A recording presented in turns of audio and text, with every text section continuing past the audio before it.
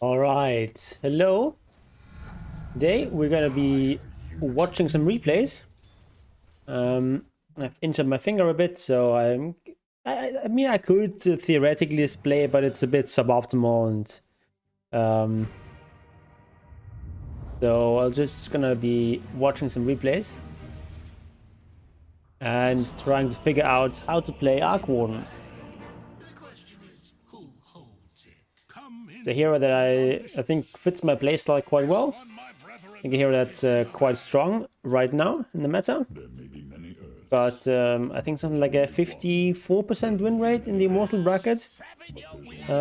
So that's a pretty strong indication of the hero being good. Not super high pick rates, but not very low either. You see good win rates across all the brackets. So, and I think kind of round out my hero pool quite nicely, because most of my heroes are more like momentum based, early mid game type of heroes and aura buys and so on. Whereas Arc Warden is quite different. Hi there, Eduardo. So you're starting with a magic wand build, going caster arc, something like that.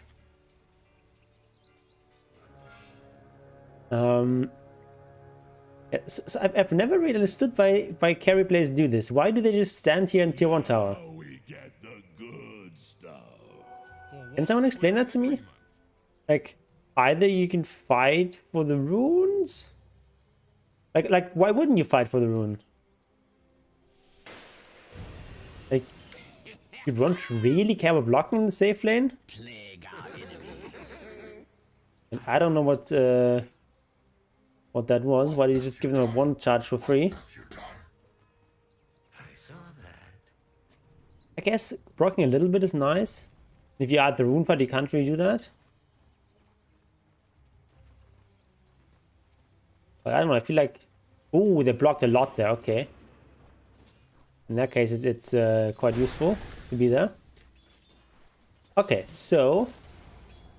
Just going 0 branches build.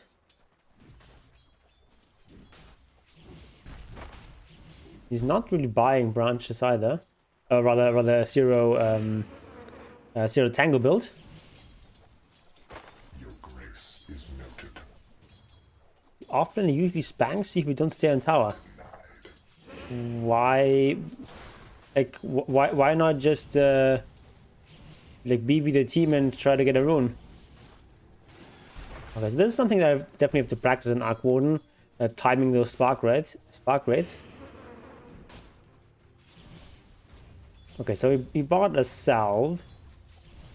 I feel like people are not buying salves enough on cores these days.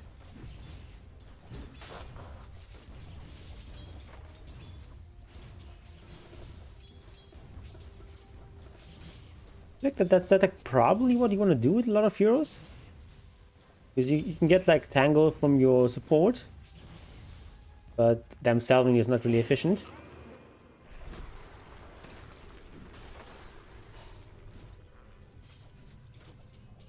Team doesn't care on 2k. Yeah, but they're fighting for runes, right? I'll just be there with them. I guess it gives up on your opportunity to block, but I don't know. Maybe I'm undervaluing blocking sometimes. Okay, it's really valuing the creep equilibrium here really highly.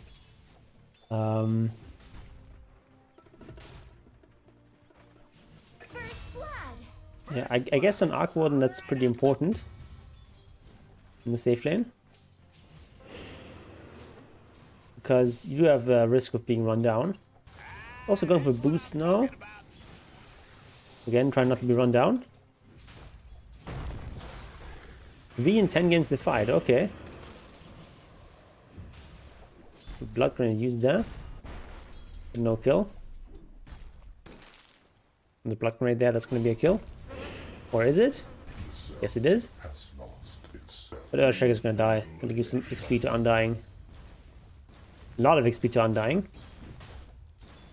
That is very, very expensive for him. This is a dream, by the way. Playing Arc Warden in a something like 10k average game.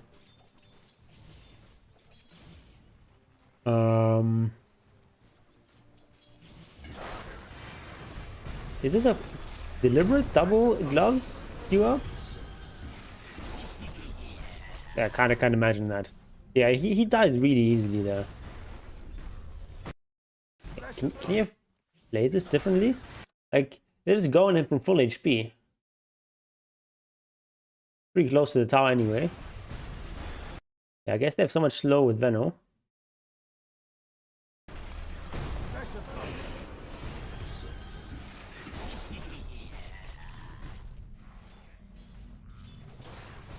You have an Arc Warden replay? Sure, I'll watch that after this one.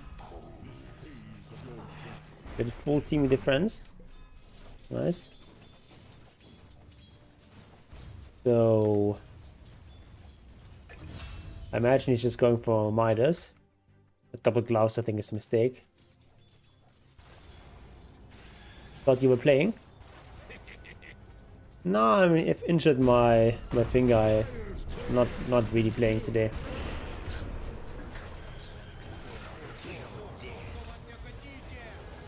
No, it's not a viewer replay. This is a IMR game, like 10k IMR game. And I'm just watching because I want to figure out how to play Arc Warden. Okay, I guess he's going for treads. That's also something that I'm never quite sure on whether it's a good idea to go for treads in Arc Warden or not. Obviously, you want to get boots of travel ideally, because that's so good for farming, especially in this new and larger map. But giving up the treads early, it hurts you a lot. I guess the decision to go for treads is because the lane is going poorly. And you can't really get Midas quickly. It just needs a little bit of strength to stay in lane. Now, if you start with this 1 plus 3 build, then you can't really make Wraith bands. Not really efficient. It goes for the treads for lane presence.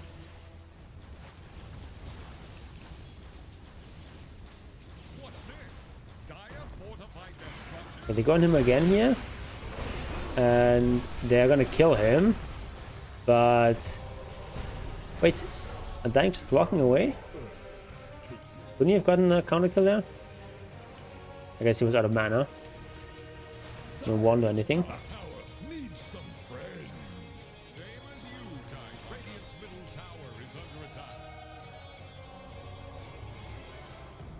Yeah, that's a downside of Arc Warden, is you can't really jungle early. If you're having a lane like this on like Terrorblade or Naga or something, you just go jungle. But for Arc Warden, it's not that easy. You just has to kind of suffer in this lane. With a rotation, you have a Pango, but nothing results from that. I'm doing a standing on rotation either, because like the Undying wasn't even lane. He tries to jungle now for a bit because lane is out of position.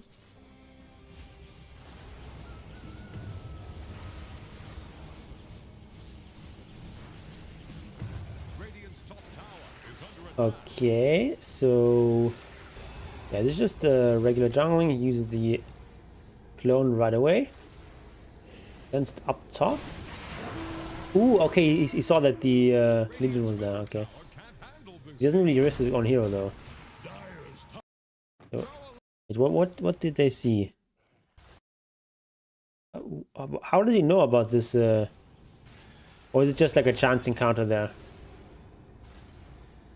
Hand of God.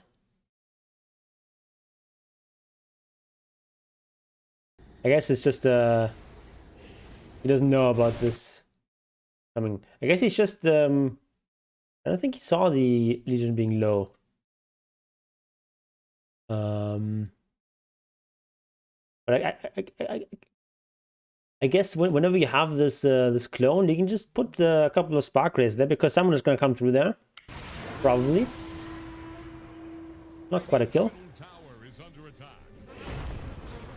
Dire's top tower is about to take the plunge. Yeah, that's super dead.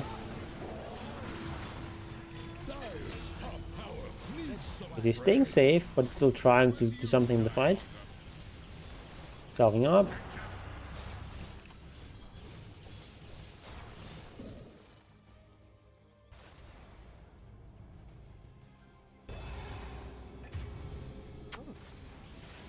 Okay, yeah, just using this on cooldown. Getting some clarities. I've seen a bunch of Arc Warden, especially in the safe lane, go for a for Basilius. But I guess if you're behind, as he was in the lane there, can't really afford that. Also not something you really want to do if you go for this magic wand build.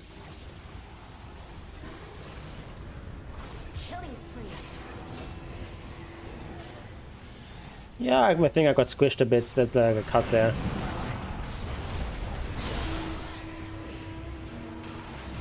They even stitched it up a little bit.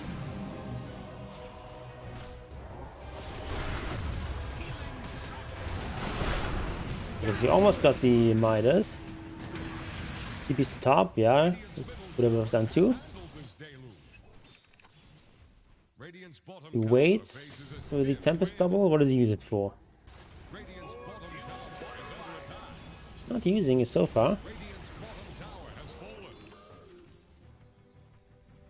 Dire's top tower is under attack. Oh, reloads this.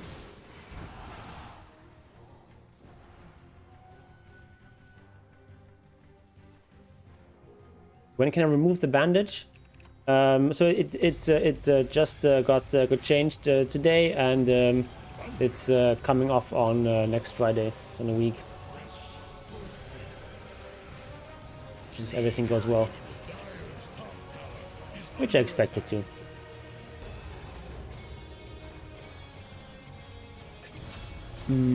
Okay, what is the clone? Okay, sends clone to participate in fight, but nothing happens there.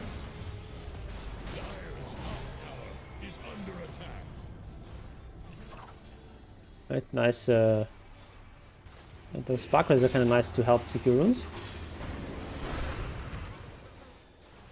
Going to work on some content then. Yes.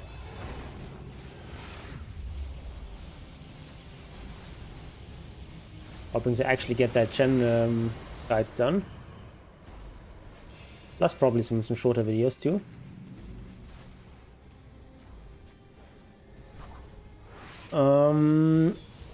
Yeah, it teleports down there.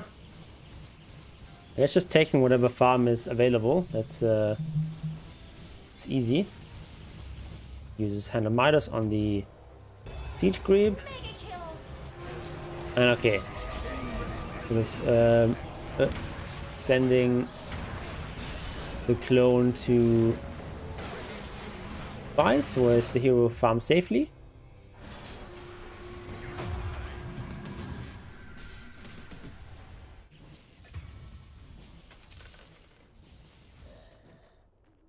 Okay, so I'm still a lot like a little bit confused about some of the itemization choices on Arc Warden. Like when do you go for just the Maelstrom? When you get Mjolnir? When you go for Gleipnir? I'm even not like 100% convinced that you really need Maelstrom, because I feel like Mandasla is also such a good farming item. It's probably the better fighting item.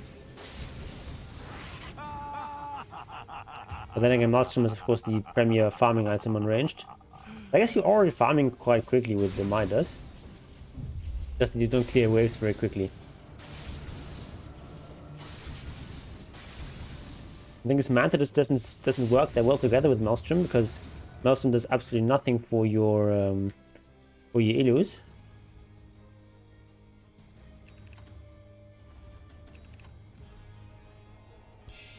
So It only loses attack damage though. Okay, that's why you kind of have to get the Maelstrom, right? Because you get the attack damage penalty that doesn't apply to the lightning.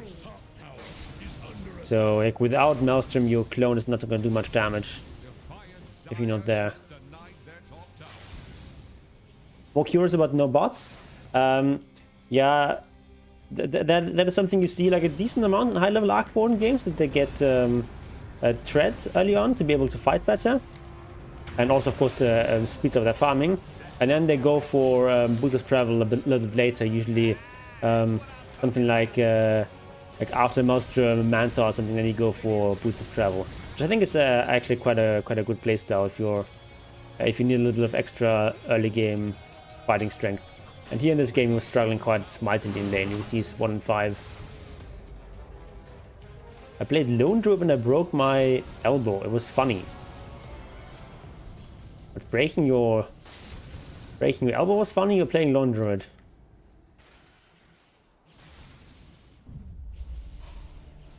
So yeah, I was going for the Manta. That's a very normal thing. Also, of course, it works great together with the clone.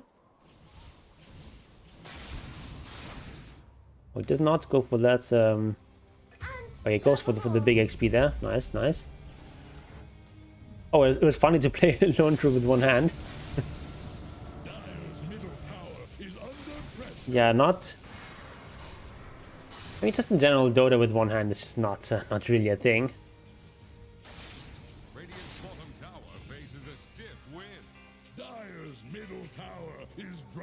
Maybe you can play Wraith King like that or something, but even then you're at a big disadvantage.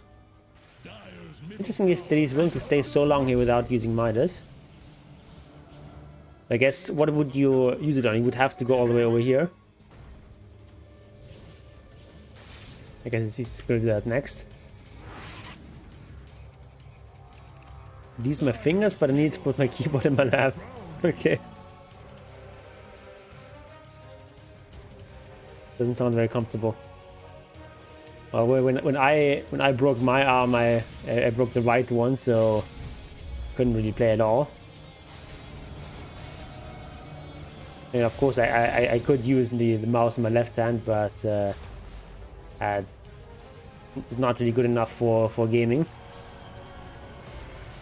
Oh, I think actually the Blake was there stole the last hit. That's embarrassing.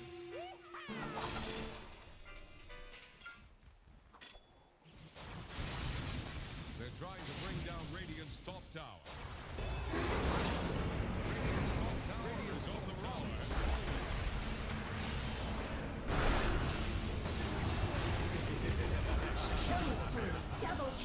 Didn't really do much content when I broke my arm.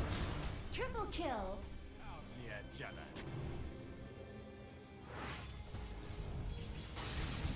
Okay, so we're gonna do just more farming. I guess it's still a very even game. Radiant's bottom tower has rung its last bell.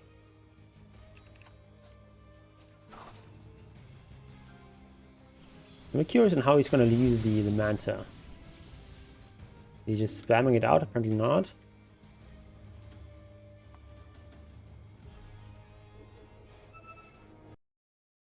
Would it be much safer to just place a Spark Wraith here before going up?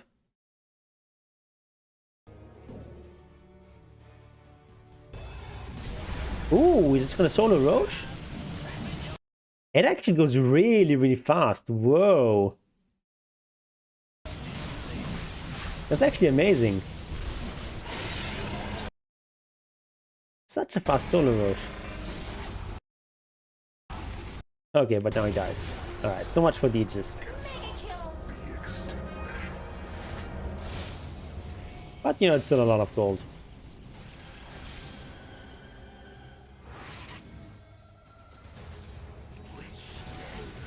Okay, so we are going for Gleipnir here before Boots of Travel.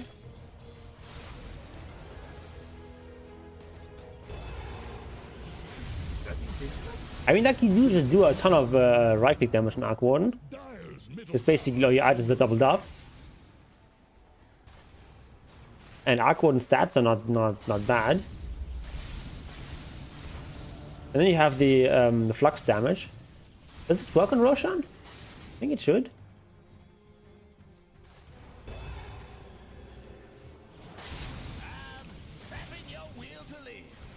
And like illusions do reduce damage to Roshan, but still, it does add up. It does have Windlass, true. I think Windlass is really strong on Arc Warden. It really helps you get to where you need to, you farming faster. Runes would be very strong on the hero. That's like a big part of the reason why the Routes of Travel is so popular on Arc Warden. Triple kill. Alright, so that was a good fight.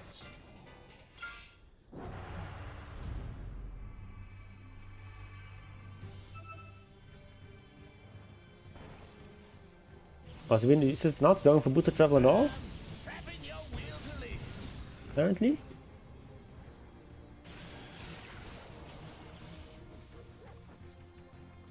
That's kind of interesting.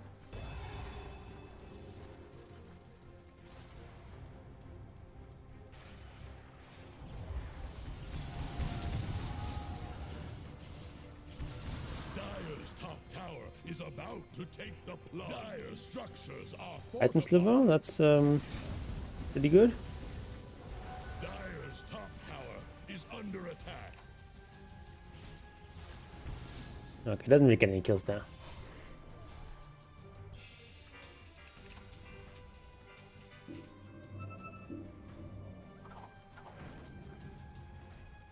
Bounty. Okay, just gonna eat the lotuses.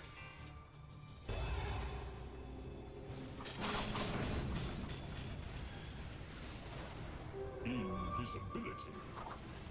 Playing Arc Warden mid, right? I'm not sure actually. I think more people playing him carry actually, at least in the high levels. And I think he's good on both positions. You're playing as a mid, of course. The problem is always that when you play this greedy hero on mid, can be a bit can cause some irritations in your team and such.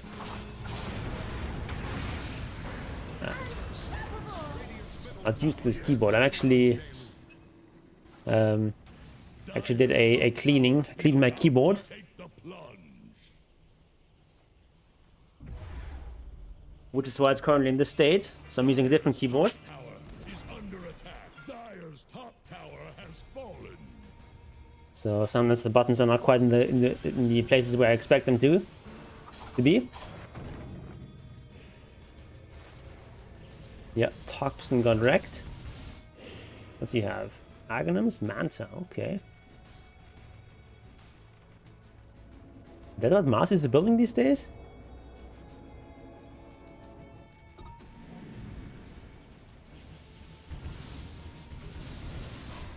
Alright, so...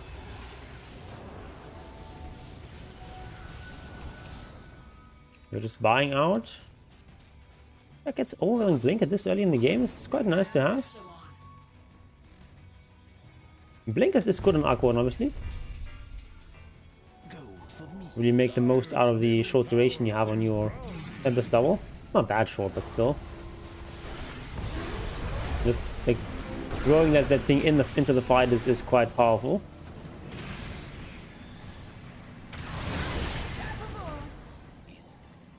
Yeah, so we're just trying to hit people from a distance.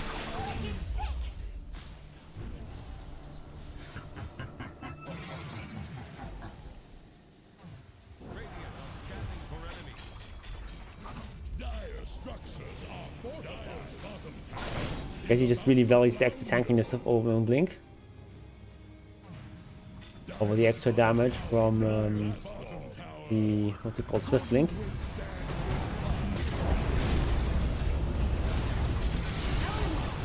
Alright, so I'm not really doing anything very fancy in the fight, it's just sort of staying there. And let's actually watch the fight again now. So spawning a clone, jumping in there. He's not really bothering with Spark Rays, just casting Magnetic Field and Flux.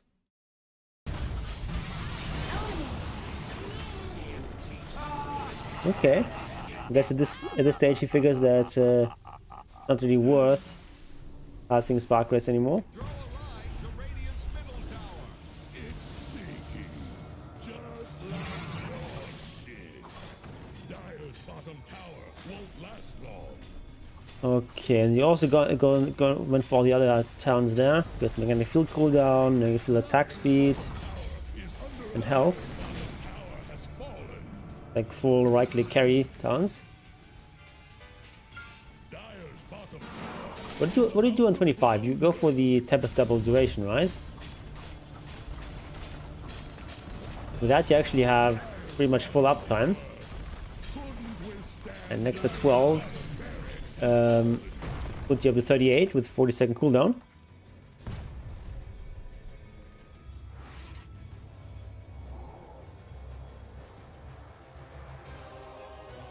You go for the no damage penalty. Dire's middle tower is under attack. Regeneration. Really? Do you value that so highly? Like a lot of the damage that when you're just like out there split pushing, a lot of damage that your lone does comes from like lightnings and illusions anyway.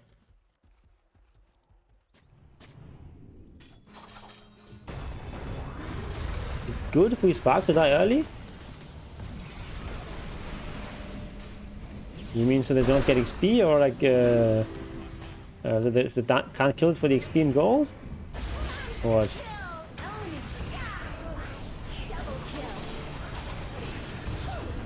I don't know. I think like you might be overwhelming the split pushing a bit.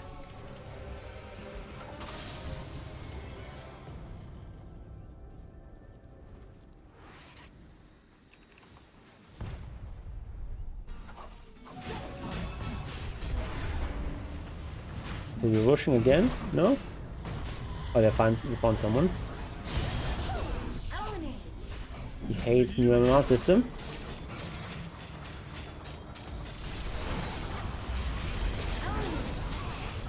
Whoops. Well, he tried. Oh, we're going Piscati and now we're going Boots of Travel.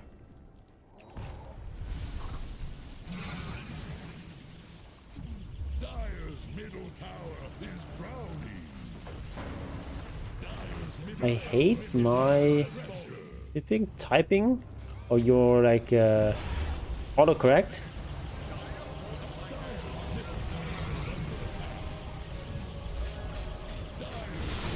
Alright, we've got Boots of Travel. Boots of Travel 2 next.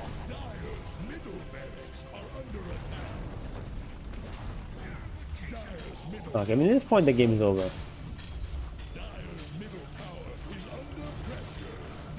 Alright, so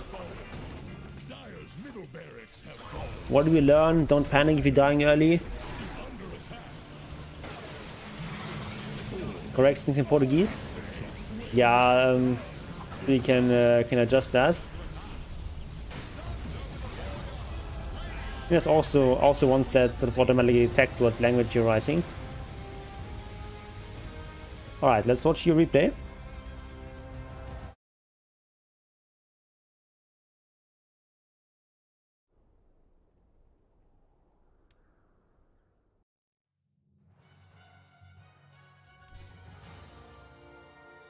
No, replays.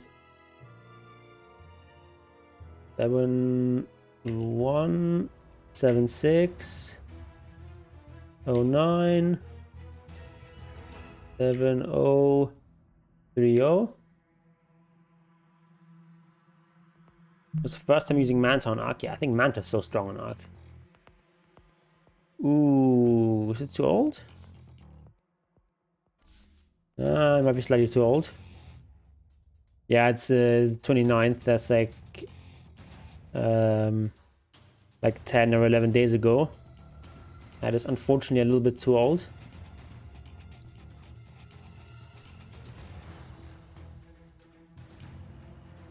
It looks like you just had like a really easy game. Although the overall net worth is pretty close. He just had a really good game. The rest of your team not so much. Arc Warden and Duza being very greedy here.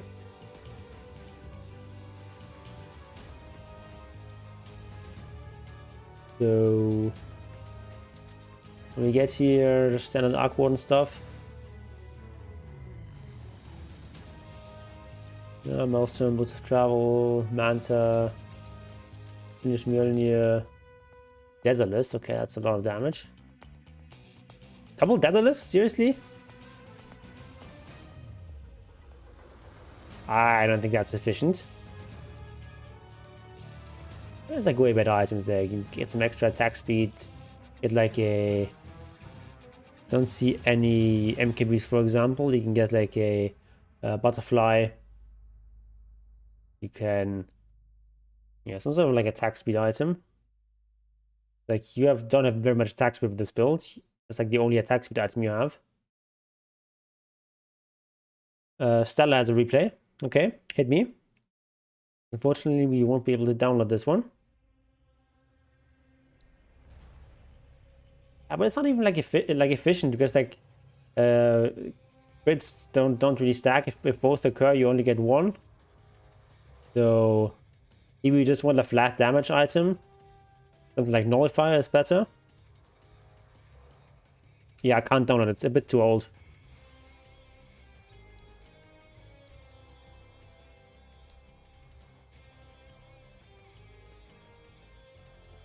Yeah, or you can get... there's like so many good items you can get. Like Bloodthorn maybe. You can get Silver Edge. Also kind of double crit, but it's not that big of a deal. You have one from yesterday. Okay, then we'll watch yours first. And then Stella.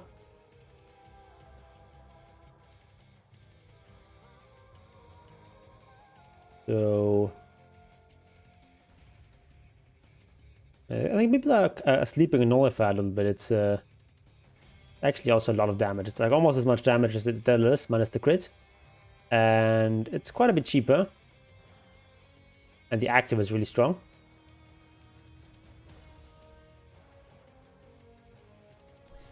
Alright, watch now. Replays. Okay, so 7, 1, 9, 2. 02 0350.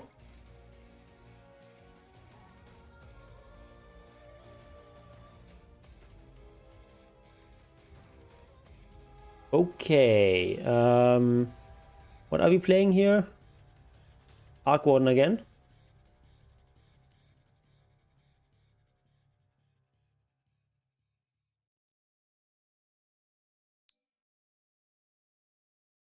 Let us watch. Who's commissioned to remove? Prepare to make way. Who made you captain? It's pronounced Admiral.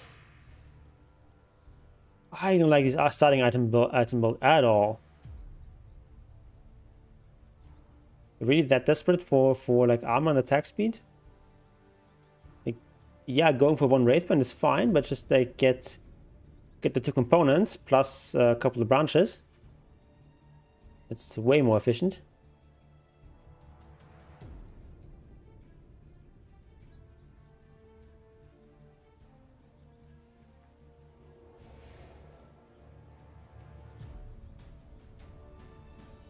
Seconds to battle. And we're getting this one, why not? So you can't contest on top. At last, the battle begins.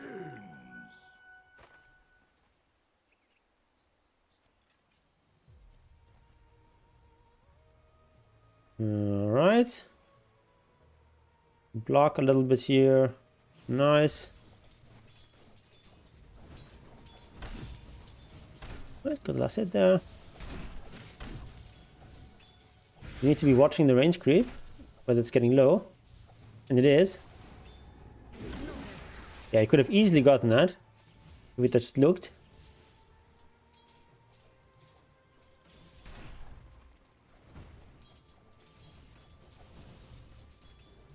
Right. So against this kind of lane, I would definitely want to get Stick. Because Beastmaster is quite spammy. Stormbreaker not quite as much, but he still uses spells a decent amount.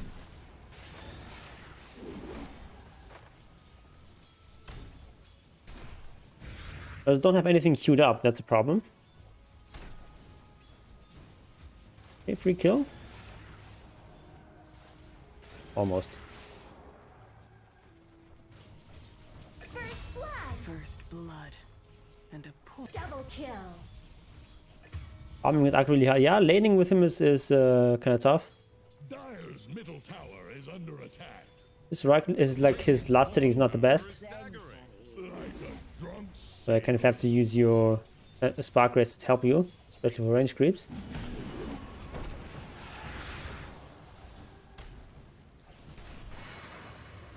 Right, that was nice.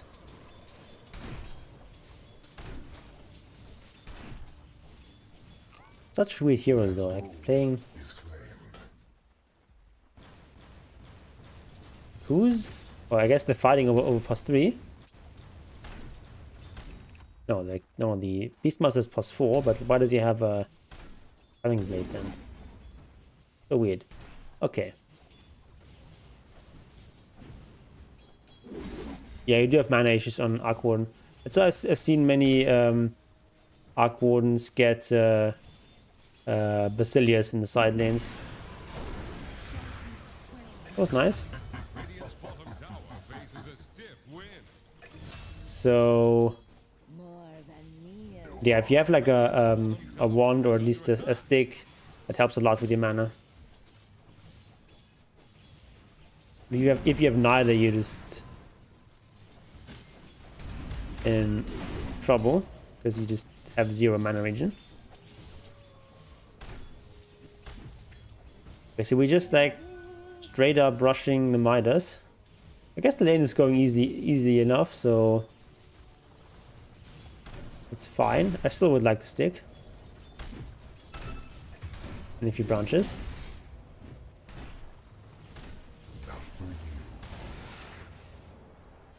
Okay. Radiant's middle tower is under attack. What does it mean? Killing spree. Oops. It happens. Alright, we are Dominating. Radiant's Double kill. is under attack. taking part in this fight. Dire's middle tower is under attack. Yeah, just go back to the quick wave. Ah.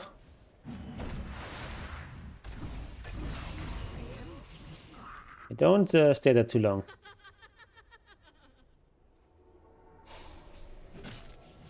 I mean, this doesn't really make too much sense. Okay, I guess Beastmaster is a bit dumb. Mega kill. Okay, but now you're dead. Okay, Middle tower can't handle this. it happens.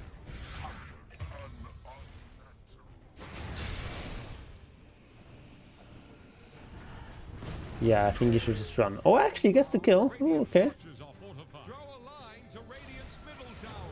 It's seeking. So trying to CS them under the tower, you can aggro them to the left side near the Watcher and take confirmed CS. True, but it's also there. It's more easy for your opponents to contest you. I think you'd rather just have to deal with the tower than your opponents. This tower is more or less deterministic. Middle tower is drowning. Just drowned in a pool of blood. Dire's middle tower is under pressure. All right, let's just go into free cam right now. Dire's middle tower. So we get boots.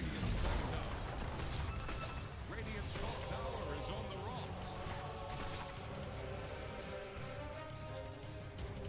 Oh, we're already flying them out. Okay, that's good.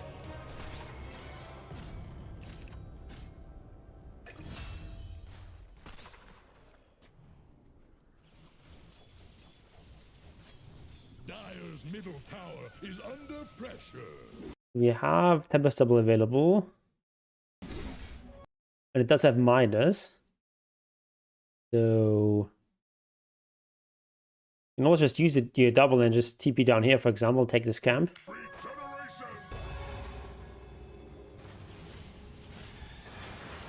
Oh, it's actually on cooldown still.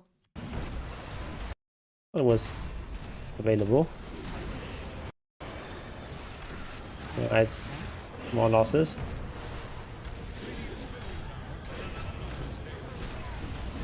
You probably don't want to really keep hanging out here so much.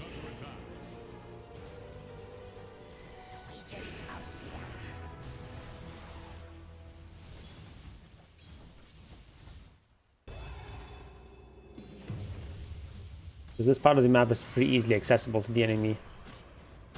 No level 6 yet in Beastmaster. That makes him much less threatening.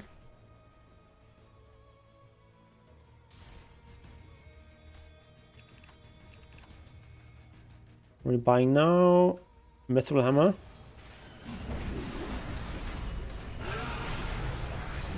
Yeah, down we go. So generally speaking, when you go for Maelstrom, the Javelin first makes a lot more sense.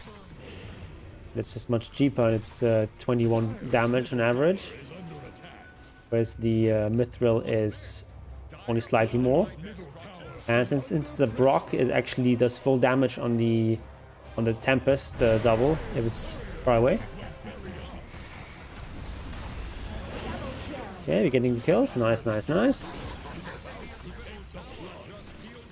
Dire's top tower needs some friends. Same as you, Tide Hunter. Radiant's middle tower is under attack. Dire's top tower. I don't know if you really want to be in the kind of smoke base with your team at this stage.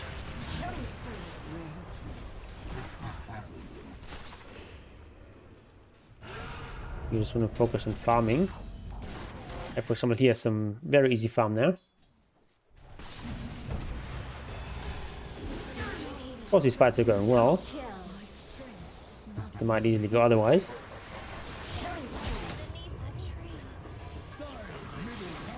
Just got knocked down. Also, extra bonus for getting Javelin over the Mithril Hammer is that you can pierce evasion. Is relevant against Wind Ranger.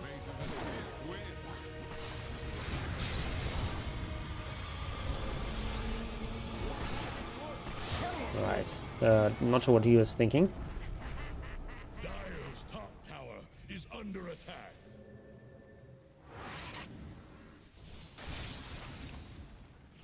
So we're not really making use of our inventory slots that well.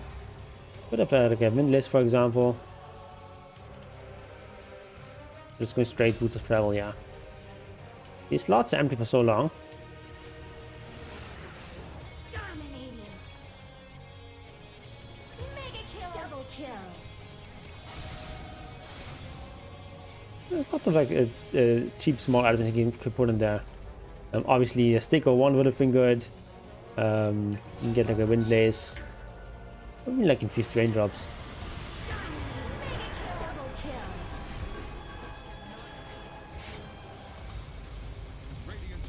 kill. Okay, taking the tower. I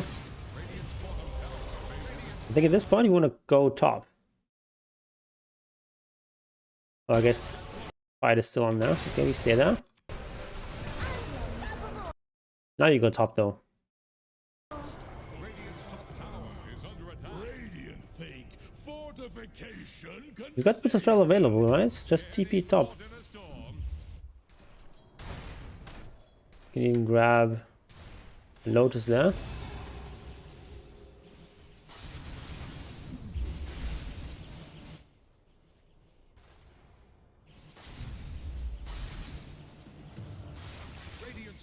I also haven't queued up any items. Wicked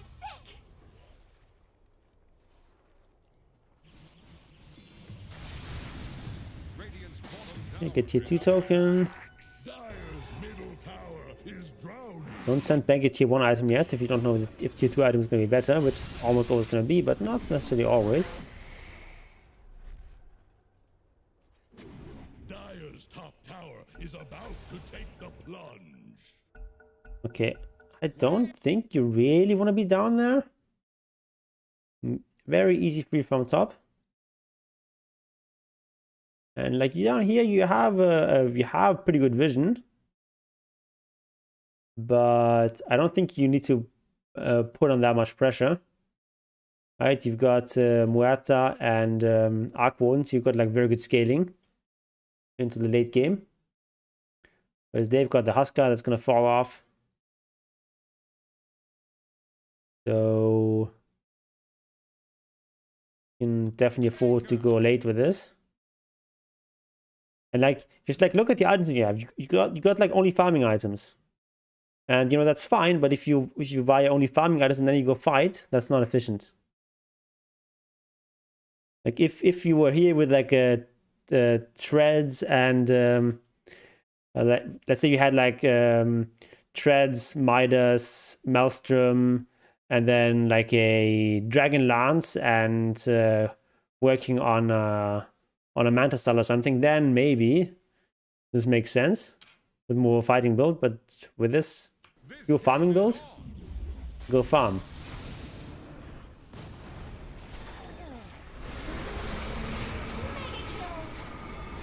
Like, okay, maybe you can get away with it here, but also like because it's so far ahead, if you take a bad fight here, your opponent is going to be instantly back in the game because they get so much gold.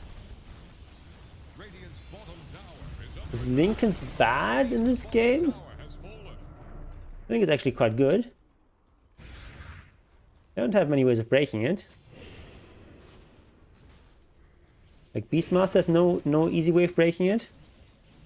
The only single target is Primal Roar. For Wind Ranger, like both Foxfire and Shackle Shot are important abilities. Gunbringer can't interrupt it. Huskar only with the ultimate. Yeah, I think Lincoln's really good here. Of course, not an item you want to get super early, but definitely something to think about as like maybe your item after Manta.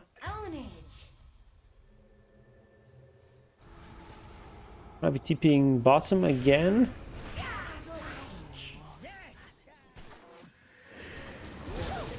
Double kill. I guess anything is just crumbling.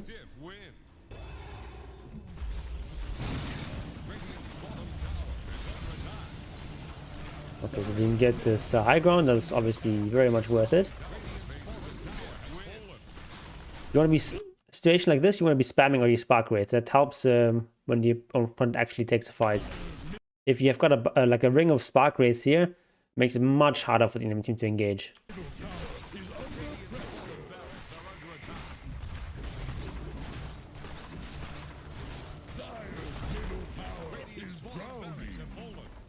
All right, now this is very bad. Don't TP like this. That makes it easy for the opponent to engage. I guess they don't have much to really engage very much. There's no blink tag or anything on Wind Ranger.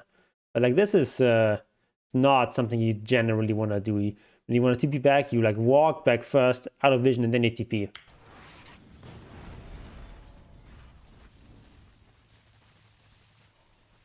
But if you get stunned then somewhere, then you create a very awkward position for your team. Balance the scale. Well, if you're pushing up mid lane.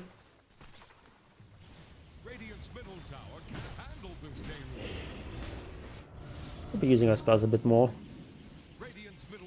They're essentially free on the Arc Warden double. Killing spree. Ownage. You can double cast Lincolns on yourself with a clone if needed. Yes.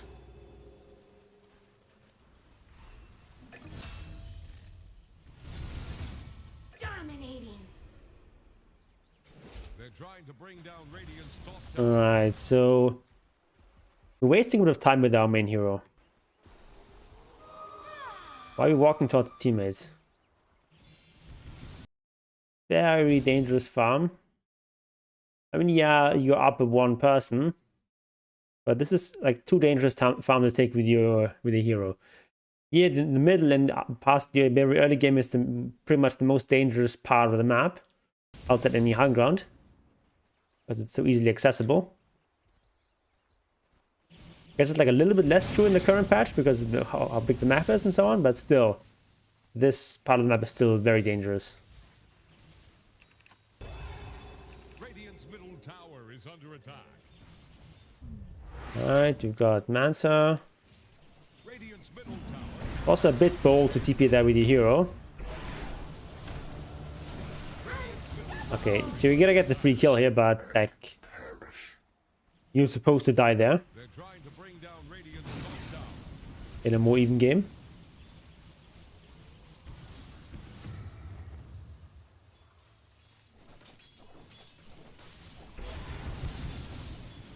Like, especially with this far ahead, you don't want to take risks like these.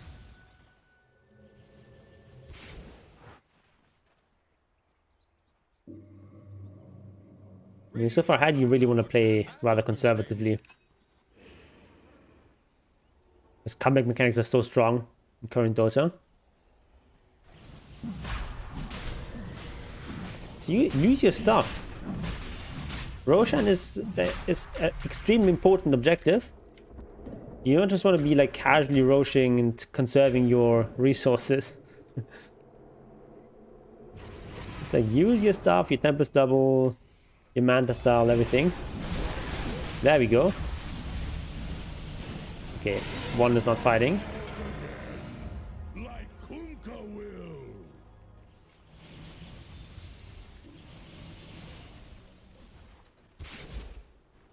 Shadowblade, interesting.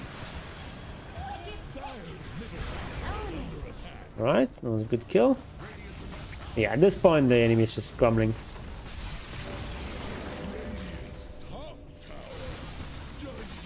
All these empty inventory slots trying to trigger me. That's a nice inventory.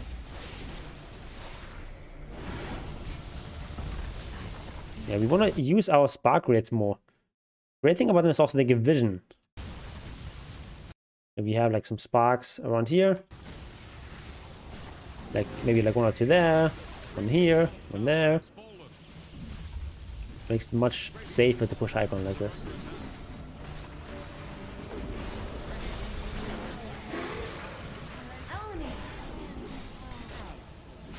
Okay, but at this point, of course, the game is practically over.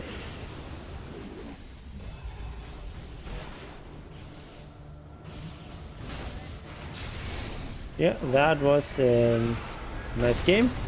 So I think I would take away from here is try to be a bit more conservative and very TP with your hero. Don't stay too much with your team when you're still in this more farming stage. Like at this stage, I think I'm obviously very strong. But early on, when you have like Boots of Travel, Midas, and like Maelstrom, you're really just optimized for farming, not for fighting. Yeah, and then of course the spark rate, especially when teaching high ground, very important.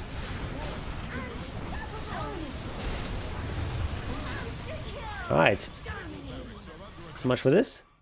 Let's look at Stella's Lone Druid game.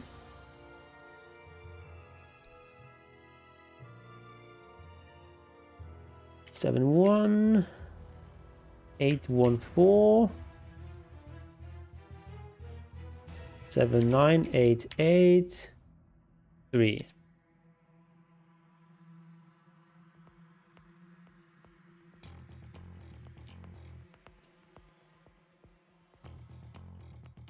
Ooh, are we gonna be able to download this? It's close. Used to be like exactly 8 days old.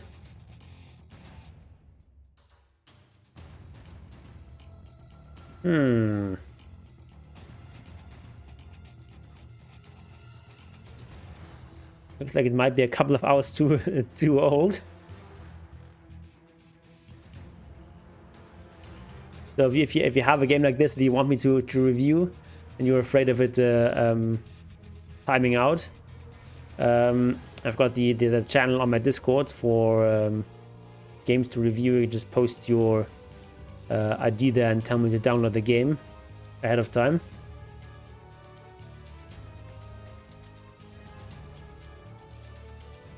Yeah. So as far as like stick and wand goes, you want to get that in like 90% of games in general. But on a very heavy farm-oriented hero like Arc Warden, if you don't need it in lane, you generally don't want to go for stick or wand. Also goes for other very farm-heavy heroes like an anti-mage, for example, or a TB, or Naga. If you don't get the item early, you shouldn't get it. So if you can get away with not buying a wand, that can be quite good. But wand is just, in general, such an efficient item because it helps you soak up those branches that are otherwise clogging up your inventory. Yeah, so it looks like we can't download this replay. So maybe, Stella, you can find a different replay that's more recent that we can look at.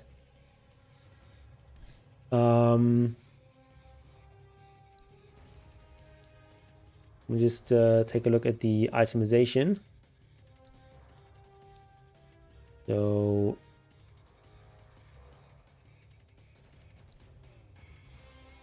wait, what? So okay, we start with a bunch of branches.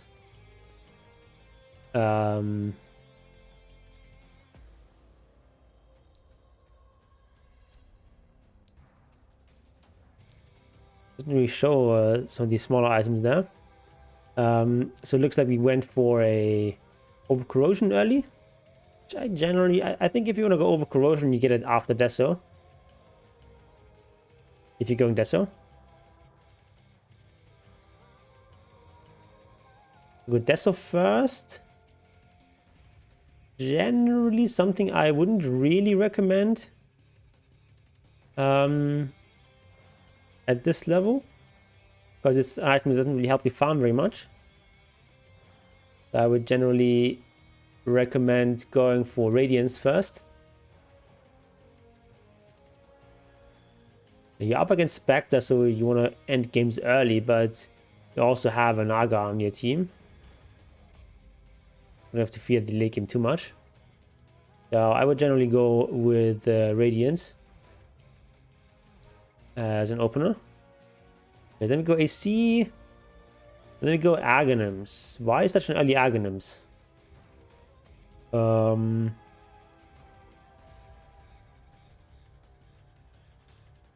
Were we really behind or something? No, we're actually ahead. Yeah, you don't go for early Aghanims, you're ahead. If you're ahead, you just buy items that help you fight. Like, you know, after AC, you go for something like Basher. Or you know, Basher is probably like the prime choice here. You get like Wraith Bends for your hero. You can get even something like a Moonshard. Or like BKB, that's also perfectly viable, of course, if there's a lot of disabled, which they kind of do have. This is like 4.2k gold item just to be able to split push more, but you don't even want to split towards Lone Druid if you're ahead.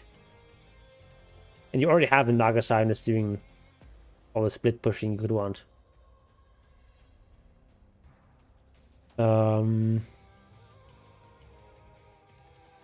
Yeah, but other than that, you know, BKB is good in this game. Basher is great. Also Boots of Travel, apparently. Guess you're really focusing on the split push. Wait, did you not have phase boots on the bear? Oh, definitely get phase boots on the bear. Maybe it's just not showing here. Yeah, definitely want to get early phase boots on the bear. Maybe it's just not showing everything. Okay, anyway, since we can't actually watch the replay, I'm actually going to go to the loo real quick, and then we'll do either another viewer replay, or I'll look for, you know, the high-level Arc Warden replay. I'll be right back.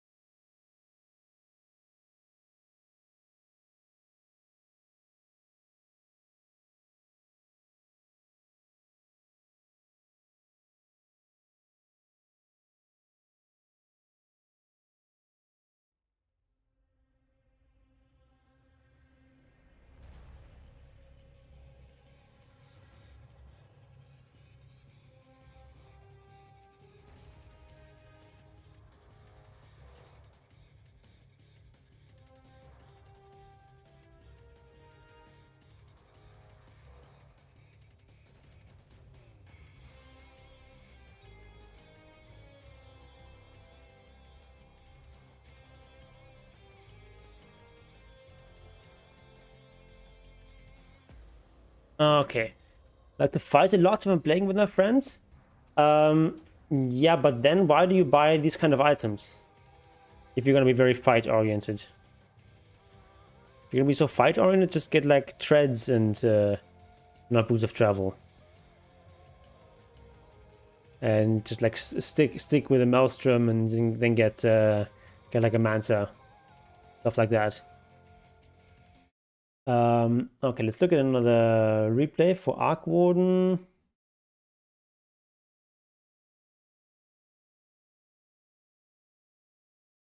Let's watch some Hobson Arc Warden.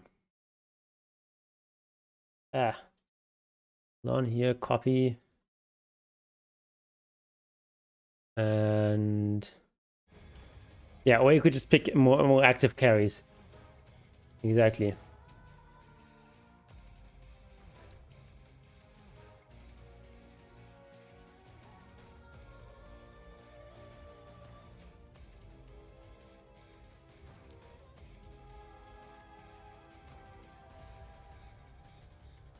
Right, this one is also too old.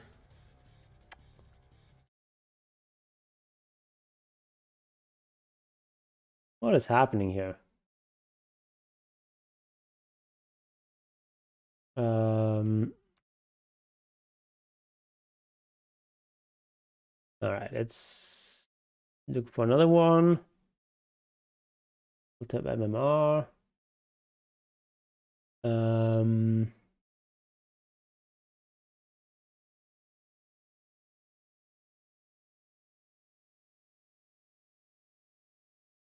What else do we have here?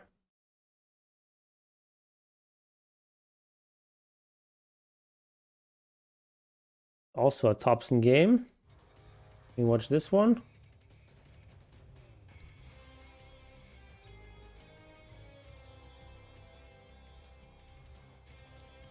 Yay, we can. All right.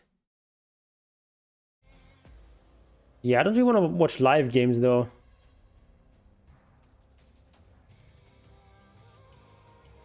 Could I review your gameplay later? Do you mean the it's not a bug? So the laundry game we posted earlier is slightly too old. Can no longer download that. I think it's like too old by like a couple of hours only. It has to be from within 8 days. Yeah, if I just type in the live stuff, I might not get as good games. And then I can't like fast forward and stuff like that. With the Canon replay.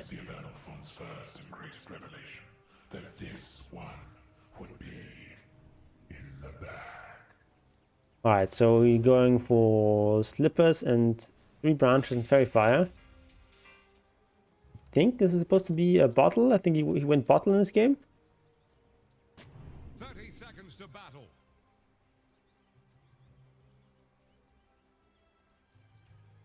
Okay, I like this ward. If you place it here, you're not gonna see much up here. And you don't really care very much about this area, so might as well place it here.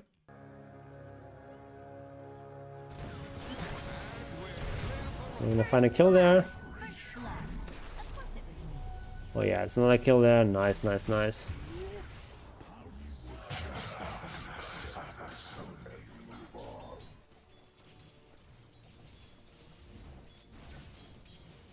Okay. Ooh, actually deny there.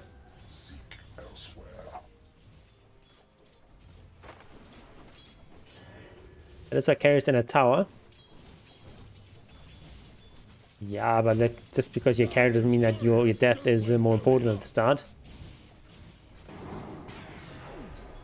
Dyer's courier has been killed. I could eat one of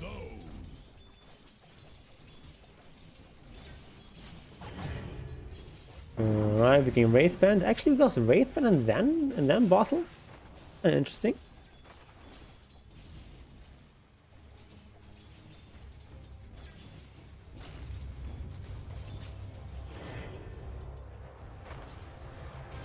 Because like he's not gonna have it for the 2-minute rune now. Wait, didn't he go one? I thought he oh he goes bottle now, okay. Yeah, kind of weird to buy bottle at this stage of the game, just after the 2-minute rune. Courier has been killed.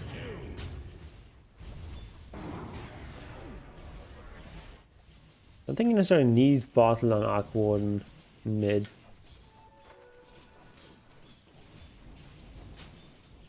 I guess Thompson's just like a really big bottle fan.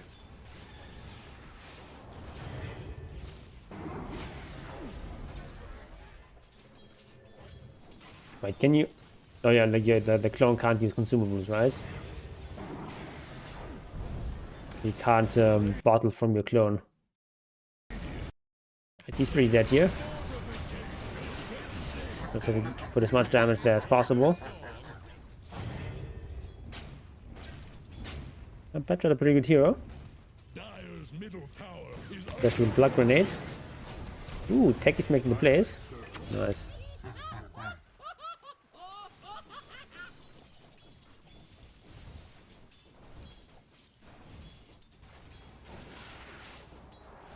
Okay, no boots here. Ooh, yeah, he's super dead. That's a pretty strong gang sword. Dyer's middle tower. His structures are fortified. Okay, where do we go now? I should just walk. Yeah, like if you ever manage to kill the enemy mid, it's oftentimes a good idea to just like stick around as support and just try to kill them again, because then they get punished extra hard for dying because they have to walk instead of TPing back. Dyer's middle tower is drowning. Dyer's middle tower is under attack. He's just playing super defensively here. Still not enough. But actually it is enough. Thought he was dead. Without boots. Double kill. Oh, that was very nice. Dyer's Loose tower though. has been denied. Selfless act.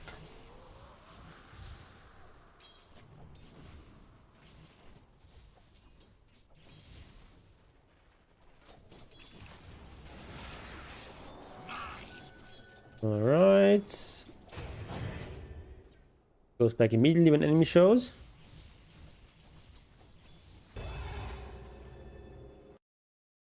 To TPing to the fight with only the clone. Generally what you want to do. In this situation, just keep farming with the hero.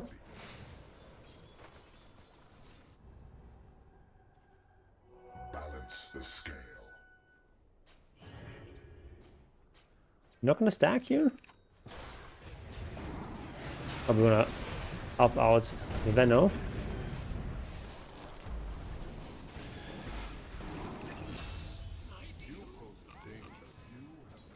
Okay. No farm for you.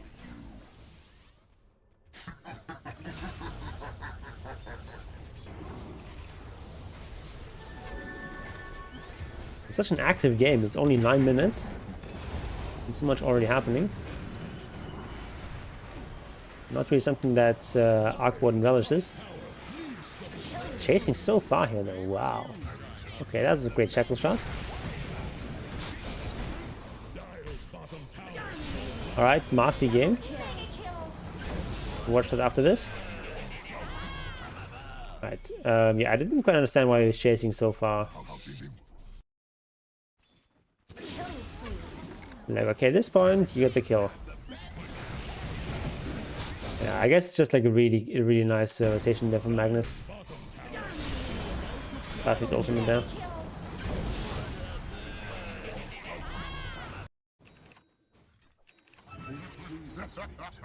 Alright, we TP to mid. And this leaves the clone still with the TP, so we can TP maybe top. Or actually, you just probably want to have it with you at this stage, because otherwise you don't jungle fast enough.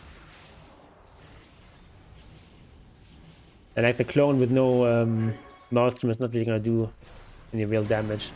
The TP in top. Tower is under attack.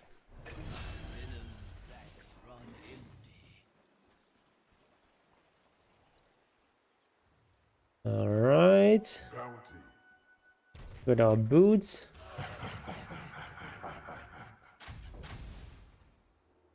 Dire's top Like the efficient item usage, or like the efficient slot usage.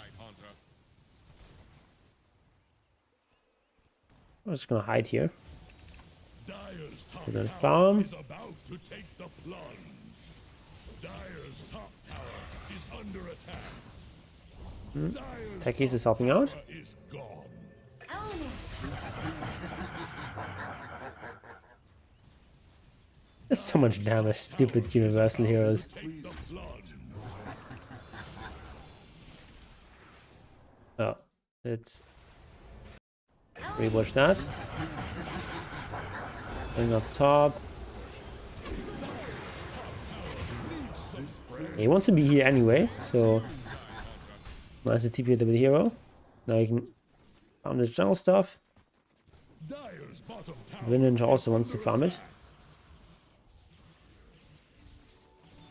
Right. Tower is under attack. Ninja also just does such stupid damage as universal.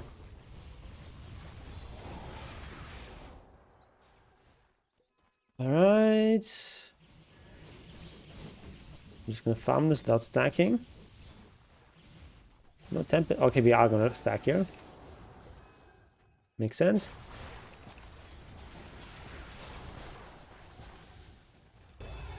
Dire are scanning for enemies. So he's just farming with the clone nearby. I guess sort of the trigger to send out the clone alone is when you get Maelstrom. But then you don't really do much damage with the clone. I think in the limited Arc Warden games I've played, I've often made the mistake of sending up my clone too early. Dire's bottom tower won't last long. Dire's bottom tower. Alright, we're just farming. Ooh, that's juicy.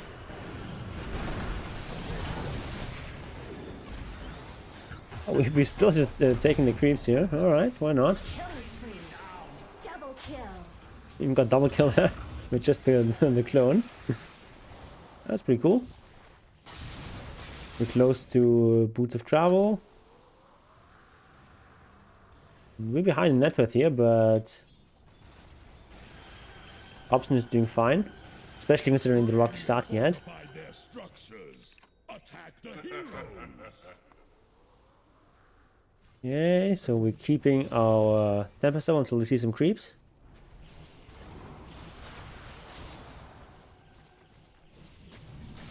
Not spawning it here. What is he saving it for? He wants to wait for Boots of Travel, maybe? Are Radiant using echolocation? Okay, finally we're using it. Now we're caught. Definitely dead here.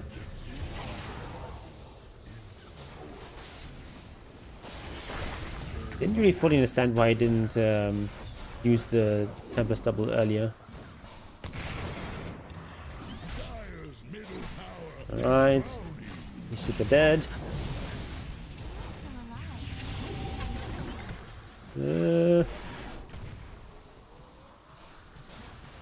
Anku is alive.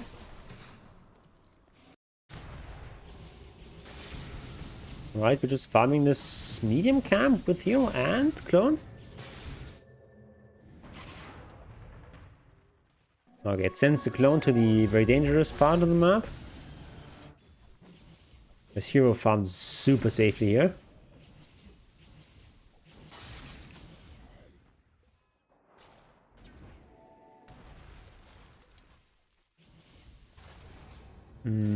And going for the standard Manta build.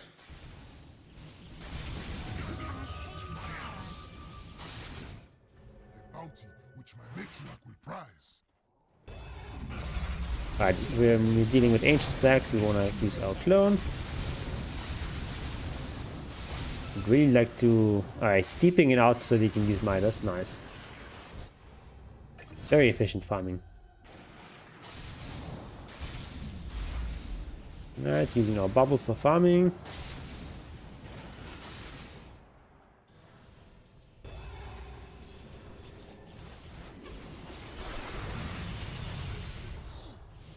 Get a kill, why not? Tower is under attack.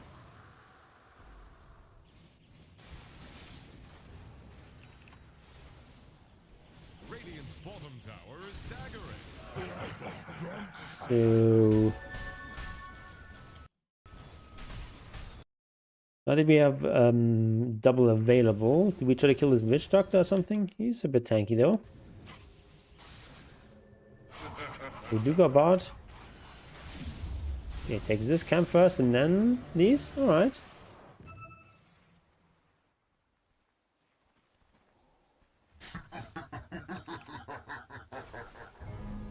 I feel the difference between boost of travel and tread's attack speed. Yeah, that's definitely very noticeable. Radiant are scanning for enemies. Draw a line to Radiant's middle tower. It's like it just makes you a lot stronger, a lot faster, right? For just 900 gold, you get Radiant's middle tower is under attack. if you have an Agi, you get 35 attack speed and 10 damage, which speeds up your farming a lot.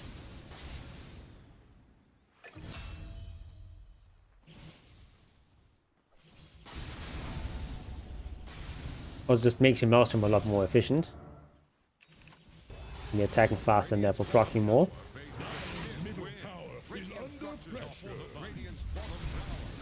But of course, if you kind of get away with it, you can definitely get Boots of Travel first. But honestly, with the kind of game he had, it might have been better to go for treads in this game.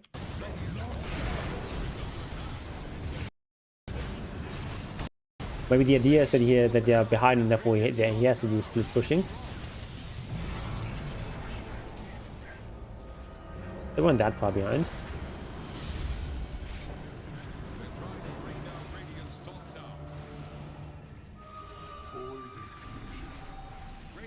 Interesting, young Hurricane Pike now.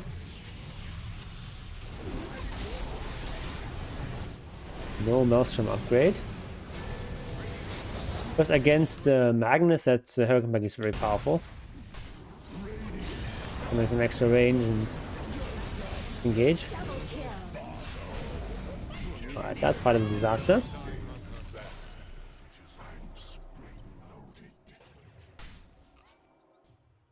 This pleases middle barracks have fallen. It's a spout of violence.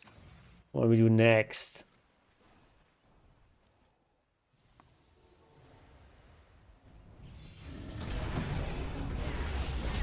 Okay, so they're maybe smoked on him?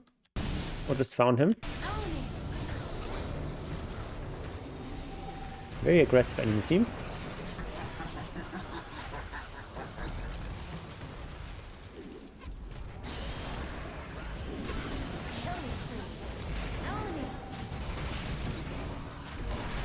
Okay. Double kill. Supposed to do anything there, no buyback. Not that he would have bought back, I think.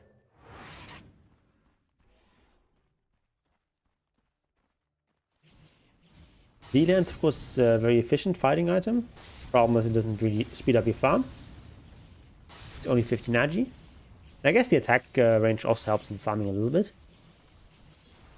It's more of a fighting item. I think quite a strong one here. Of course, you already have enough farming stuff with your Midas, Boots of Travel, Manta, and Maelstrom.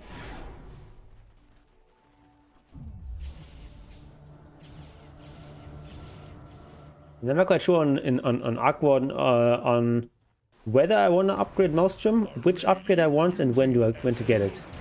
Seems to be like a lot of different approaches there from different top level players.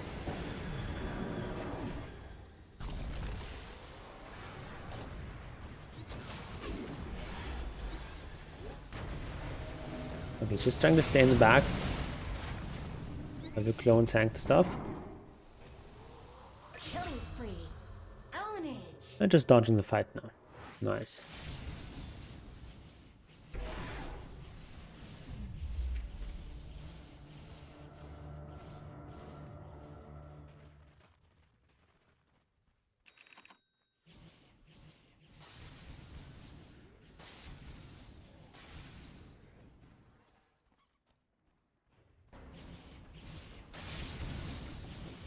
Dire's bottom tower is about to flounder. Alright, Hurricane Pike. Dire's bottom Almost tower done. has fallen. Actually, it is done. They're really far behind.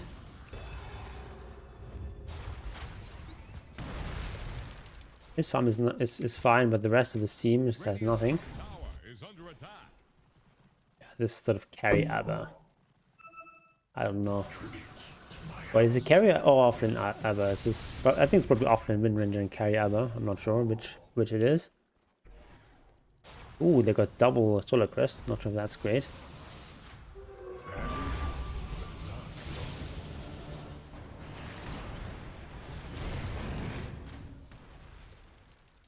Radiant's top tower is on the rocks. So yeah, just avoiding the fights. This pleases me to no end. They're trying to bring down Radiant's top tower. Holding onto the Manta.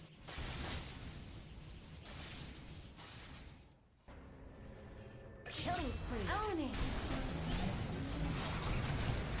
Okay, I don't think I would have TP'd back there.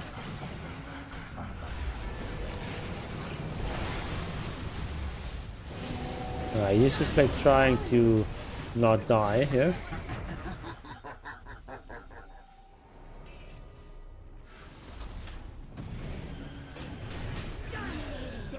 Yeah, this is just such easy initiation. And I guess here the game is over. Dire's middle tower has fallen. Dire's ancient is under attack. Here we go with Silver Edge, very powerful item on Arc Warden.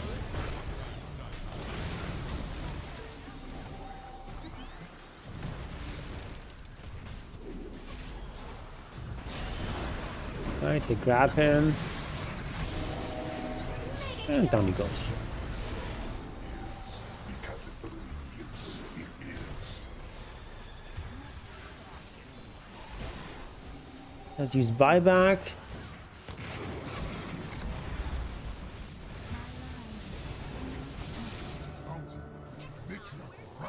Okay, pushing up top.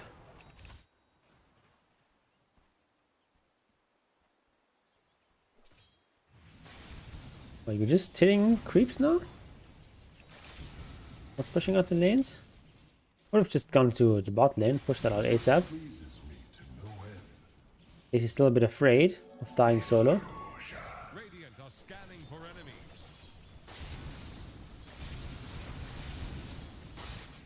Dire are scanning for Throw a line enemies. to Radiant's middle Radiant tower. take it forward. Yeah, he's just farming it up. Caught in a storm. Radiant's middle He's just very afraid of being picked off.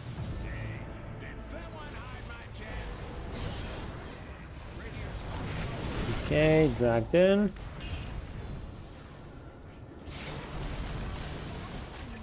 Yeah, they just get the hell out of dodge. They got a buyback, so it's okay. They're trying to bring down Radiant's top tower.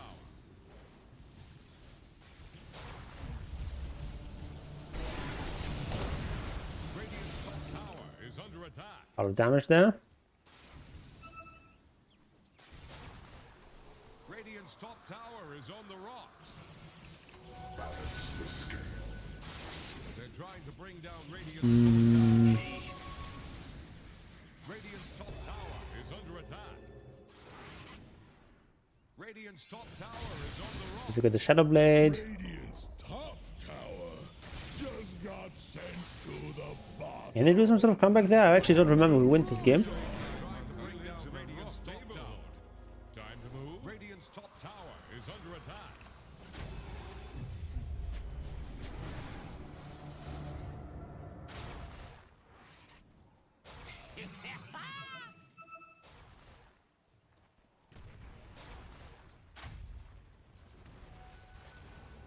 Where do we go next?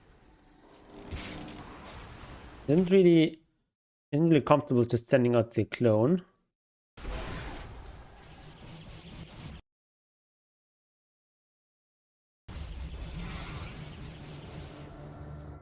He sends it out further back and then uses the move edge. Alright, alright, alright.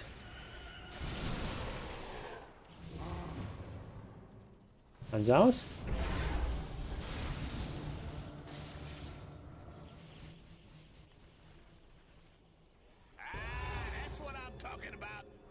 Now we're going for Mjolnir.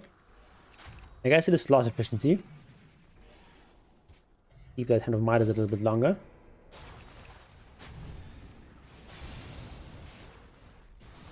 Dyer's top tower is about to take the plunge. Dyer's top tower has fallen. Okay, pushing up mid. Radiant's middle tower.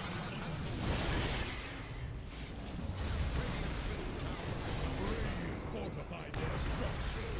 Attack the hero. Yeah, that looks like a pretty decent fight.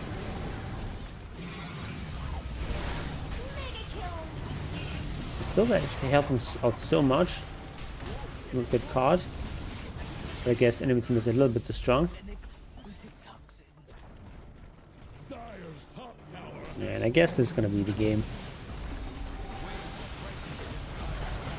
I guess we did our best.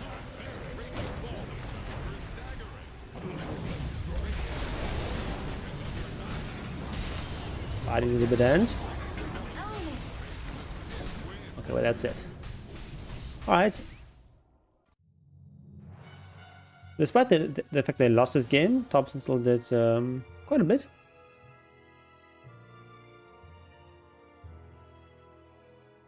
Alright, now let's watch Stella's game.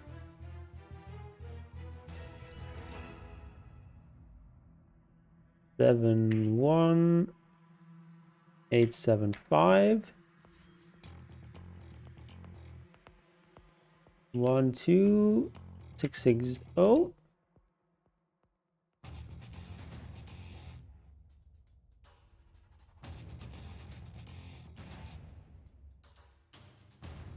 These new bandages I got today somehow don't work as well as the old ones. The bandage that I got at first, so I felt a lot more comfortable. This feels like it's constantly rubbing up against my stitches.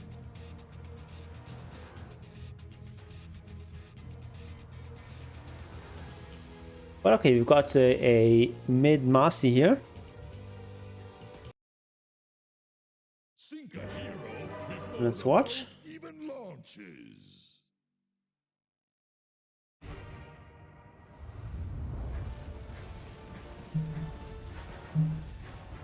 Okay. We've got Marcy here. I like the starting items.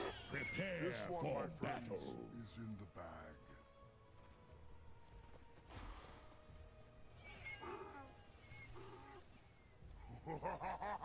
Alright. If he got bottle, yeah, I guess it's still fine to spend this much in starting items because we're universal. 30 seconds to battle. But also think about not getting the circle at the start and then we get our bottle before 2 minutes probably.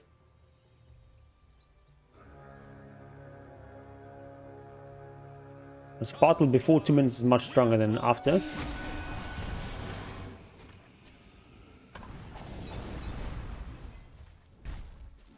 Okay. I like that you're not staying there. Fine, just go to the lane.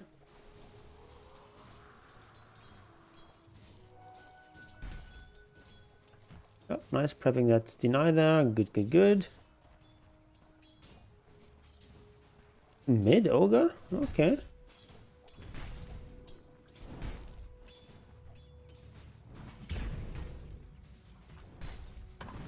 Yeah, that was good.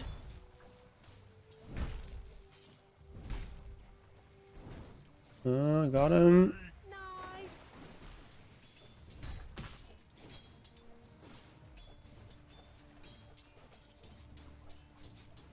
So, I like that he's surrounding him a bit like that. That's good. Focus on the last hits though.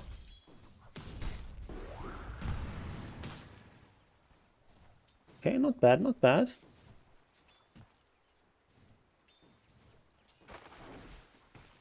He's not really using his full power. Name notwithstanding. He should be able to outride a Marcy. This ogre, like look at his damage. Look at his armor.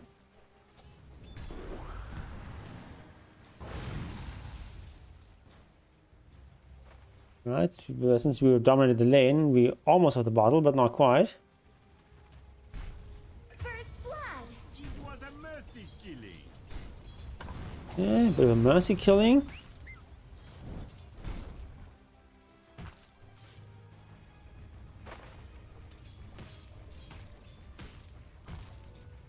Oh, almost got all the last hits in the tower.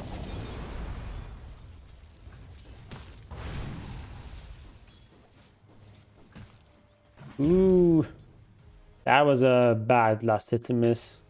Completely free. Alright, nice dropping of the nice backpacking of your stat items. Every coin helps. That was very good. How high is this? Alright, not that high still. Playing quite well.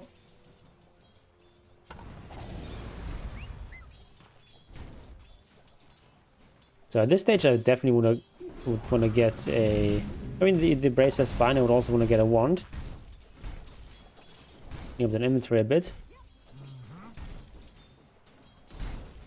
But bracer first is fine too. I think I prefer the wand though. Just went belly up. Ogre's gonna cast a decent amount of spells. Won't last long. And Marcy does have some mana problems. Radiant's bottom tower is staggering. Like a Radiant's courier has been Oh, we're losing a lot of troops like that. Need to contest those.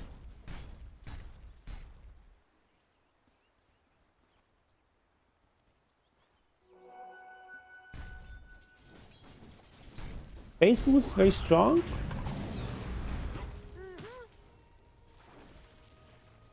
Oh, we got bracer and wand. Okay, okay. Okay, we're getting a mango, so we can use our ultimate. That's very smart. It's 100 mana, so we'll need that bracer to be able to cast everything.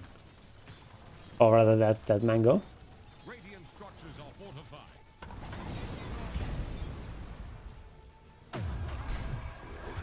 Yeah. Full power. There we go. That was close. Just what the doctor ordered. Okay. We don't have any ultimate, but we do have the haste, so I like that we're going down here. Don't dive too deep though. Alright, that was good. And now back. Right, grab the rune, en passant. Nice, nice, nice.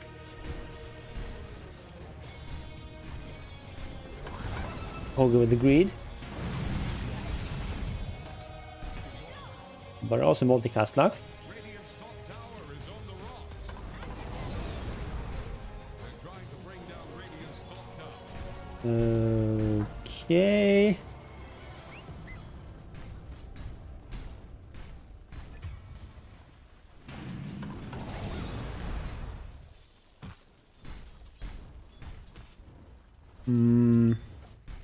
Yeah, nice, we got a rune there. Tower is under pressure. Very important.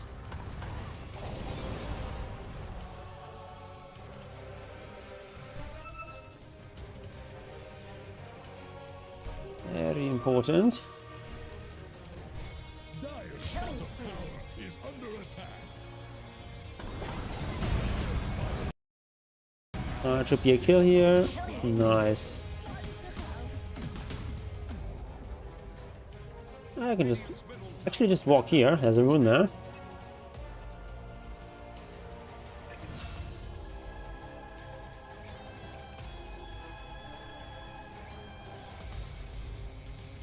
Yeah, Agnes is of course very powerful on Marcy.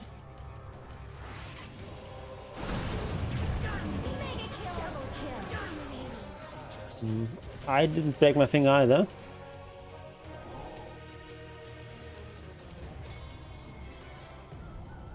Throw a line to Radiant's middle tower. It's seeking. Radiant's So under attack. we have a replay. Okay.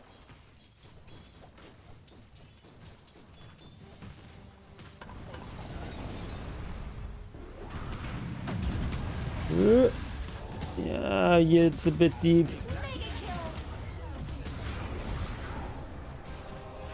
Do you actually get away with this? No, you're gonna die. That was too deep. Tower has fallen. Did I say it's not interesting? Radiant I don't think recall saying that. fortification can save them. Any port in a storm. Dire's middle tower is But just like to go back to this a little bit here. In this position, like you're 4-0. Your kill is like your death is worth a lot. So like, at this point you can just back off.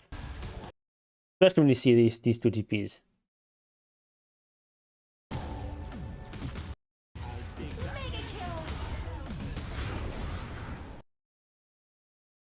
Yeah, also like you're like chasing her there. You need to think about getting away. When you're ahead like this, you don't wanna trade your life. just got sent Radiant to structures the are bottom. Dire's middle tower is under pressure. Like if you get your opponent mid lane low and there's two people TPing in, that's already a victory. If you get out. Every coin helps. Is under attack.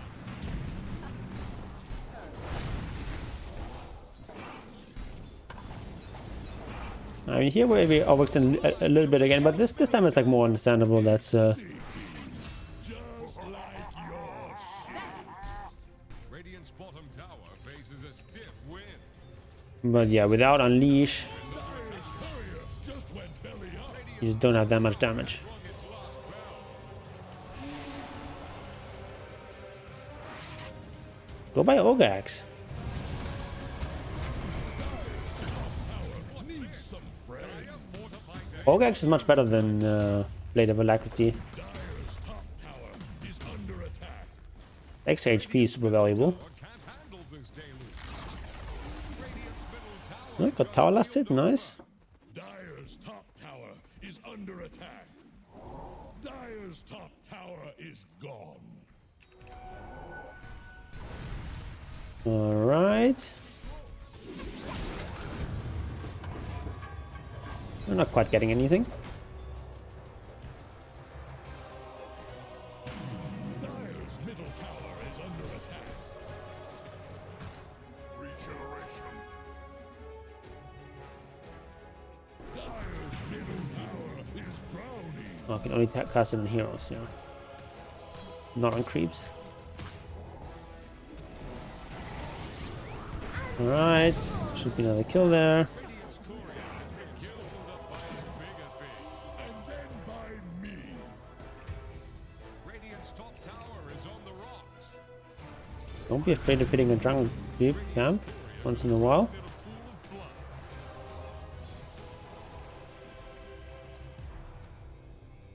Dire's bottom What are we doing? won't last long.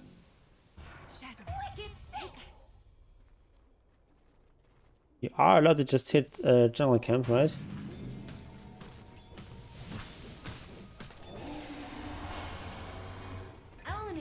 Just primarily want to focus on fighting.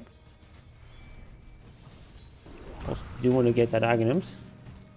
What? We're getting the Ogre Axe last? That's not quite the right order.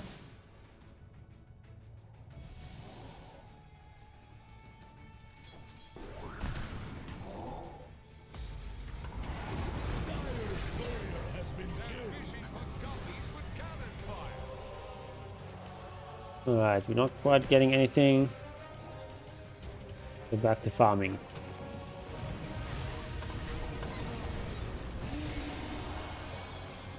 Don't think it's correct for a team to hang around here. But you do get a good fight out of this.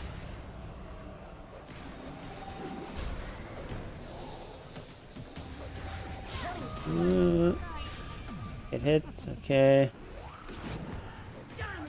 Nice, got him.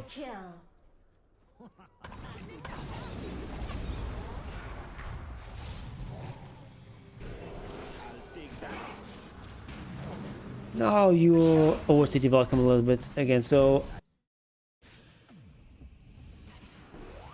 I would say it's great. And I guess if you have the charge coming in, but Monkey King is no longer with you. So as soon as the Ricky comes in, you have to back off there.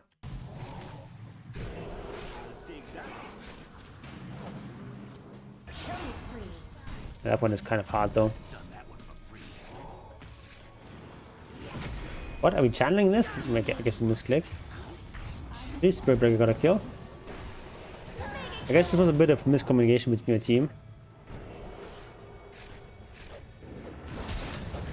Monkey wanted to retreat, but you wanted to keep going. Okay, this does delay our Aghanim's quite a bit. Now finally we have it. Radiant's top tower is under attack. Monster kill! Double kill! Right, They're trying to bring down Radiant's top tower. you need to leave that lane. Throw a line to Radiant's middle tower. Mm-hmm. Radiant's middle tower cannot hold this game. Every coin helps. Ooh, that's a very nice room.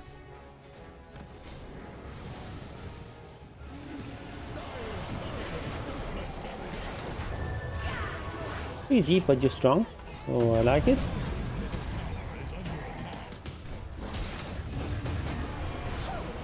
Well, that was good.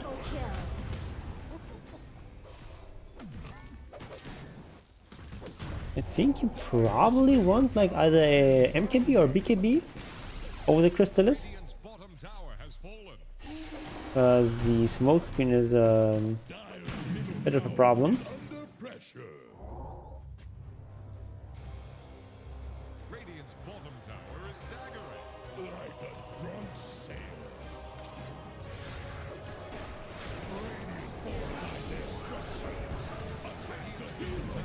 It is too deep.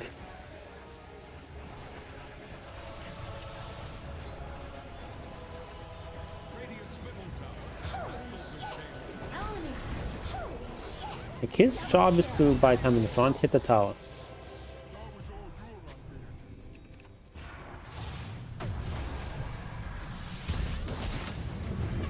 Yeah, unlike this. Maybe we're far enough ahead though. Radiant's bottom Can't believe that worked. stiff win. Radiant's bottom tower is under attack. Oh my god. 0 tower damage though.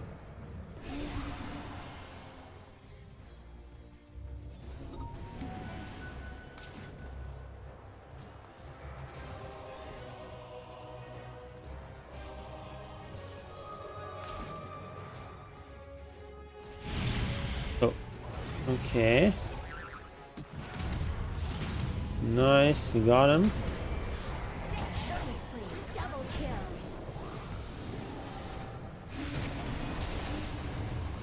Only Radiant's middle tower is under attack. Radiant's middle tower can't You don't want to cast this on yourself. You can help it. Could just cast it on a Witch Doctor, for example. Radiant's middle tower has fallen. There you go. Radiant's middle tower handled this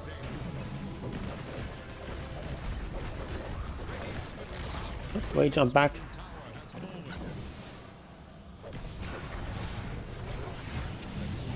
Yeah, you should just go back now. No reason to go high ground, really.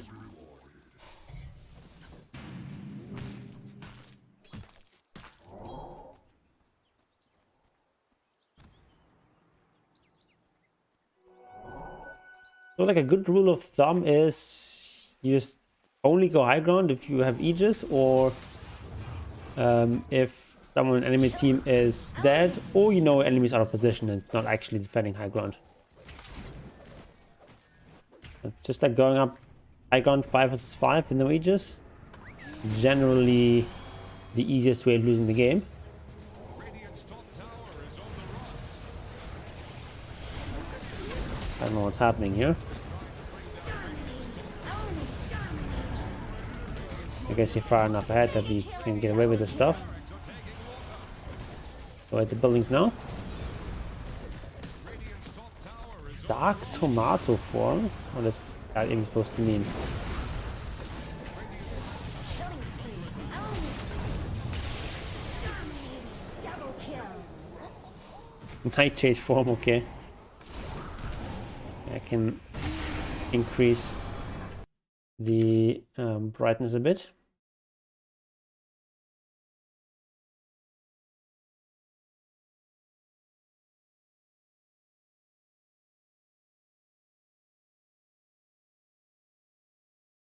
Also, actually, we can turn our light a bit.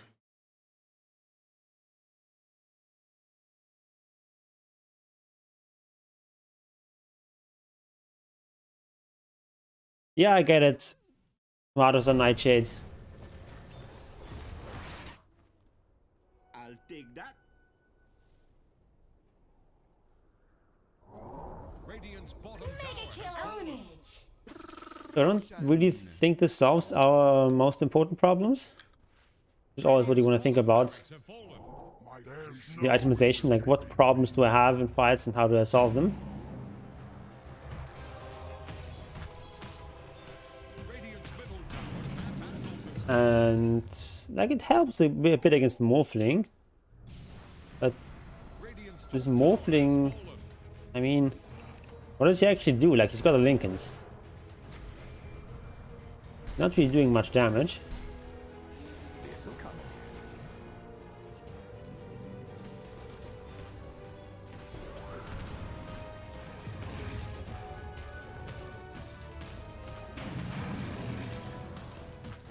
Like your like actual problems in the fights are like Ogre Magi stuff. Just arming you and such, and like Ricky, Smokescreen, Bane disables. I think actually best item here is BKB.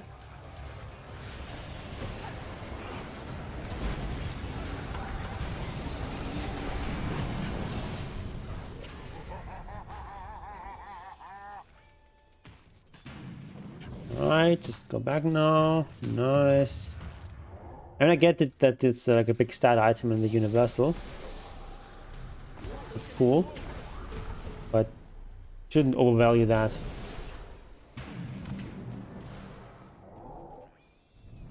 Like, at the end of the day, Skadi is still just like what is it, like 46 damage or something, which is nice, but it's not huge.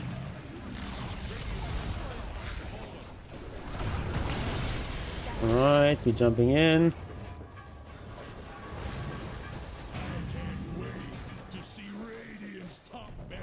So it's in buildings. Alright, that's the megas. Alright. There we have it.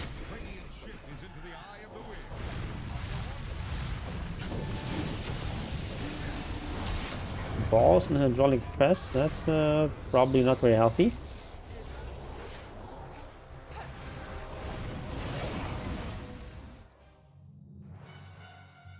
Depends on what you mean by support.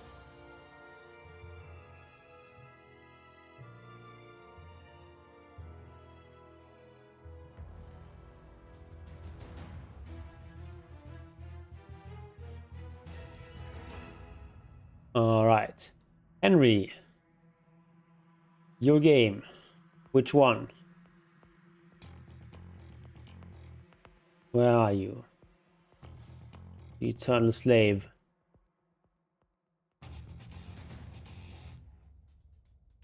Do I think you should have gone for the S and Y? I mean, it helps a little bit against their disable.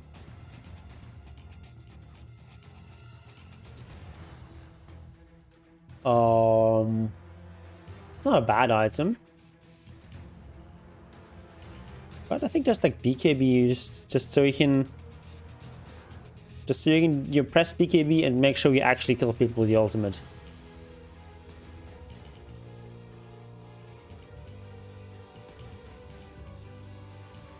Because you actually do so much burst damage with that. So just being able to hit uninterrupt for like 9 seconds or 8 seconds is going to be huge. It also means you ignore the smoke cloud. It's big.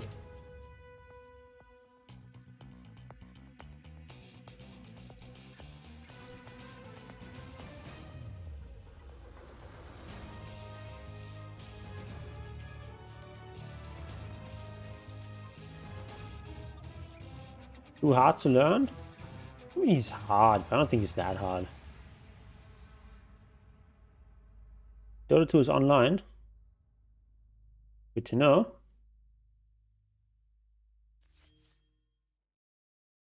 You said you had a replay?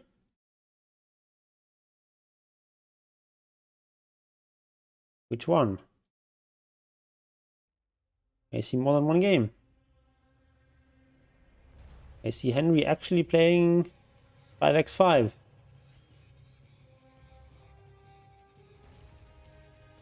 Henry the unprepared.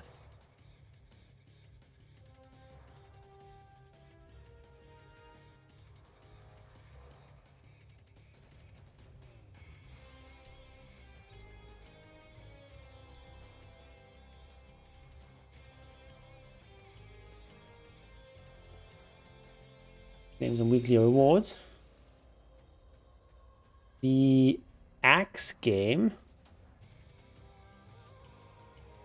Okay, you played a lot of games. Yeah, sure thing, Stella.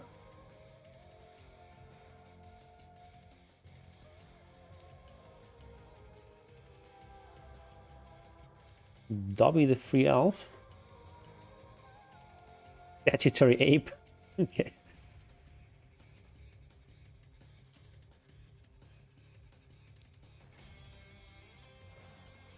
It's not a real ape, just an ape by statute. Just Q support and click around, do something on the other monitor. Okay.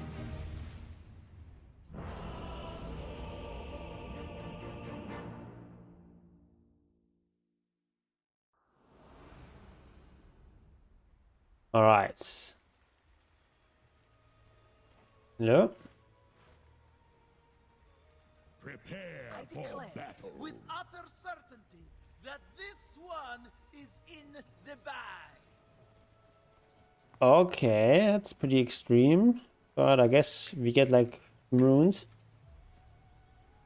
And get the Ring of Health right away.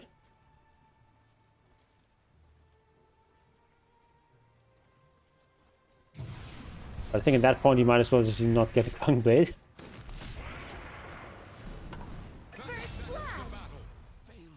There's a guarantee to get Ring of Health as long as you just get two runes.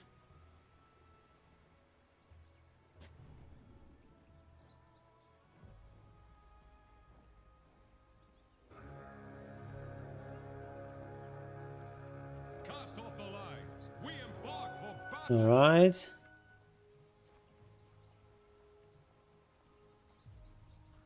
Carry there, that's nice.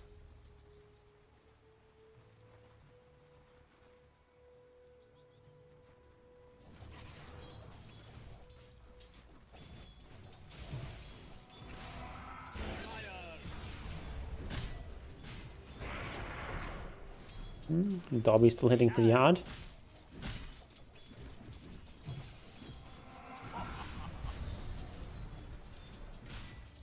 Okay. You wanna get... Okay, we're dead now.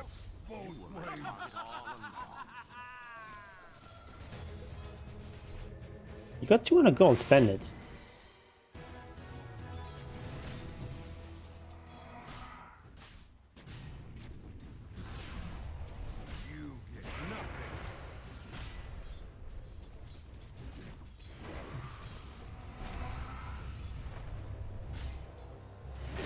Yeah, actually is not very tanky at the start.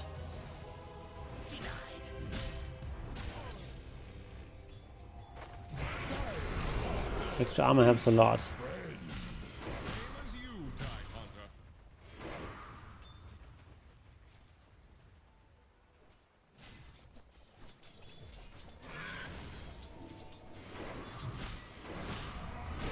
Hunter. Alright. Almost dead, it's good. None for you.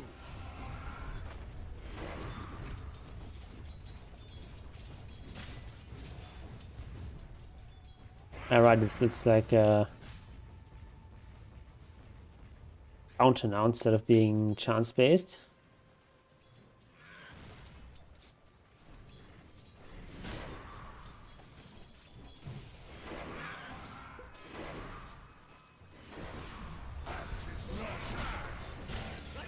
Alright, easy kill.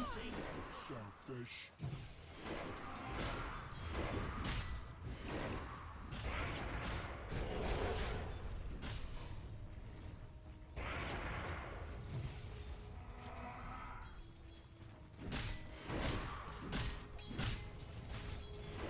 Okay, I think we definitely want to get a stick here. Ricky actually casts a decent amount of spells. Well, Shadow Shaman. No Ether Shock, Shadow Shaman. That's interesting.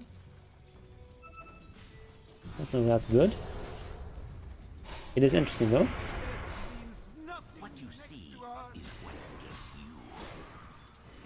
Bounty. Radiant fortified their Illusion. structures.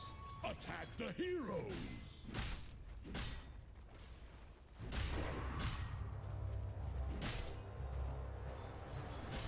I don't know if I like this phase boots. Great rush. I think if we get like a Middle tower is under attack. windlace and a stick or wand first, it's better.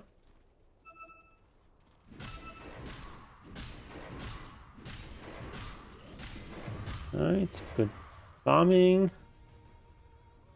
Check this. Not act.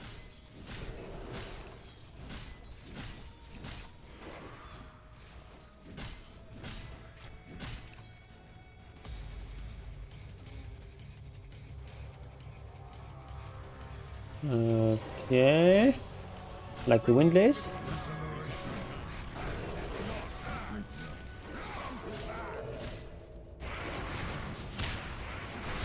Nice. It's a Sven rotation. Wait, it's mid Sven? Luna was Sven in the mid lane? So weird.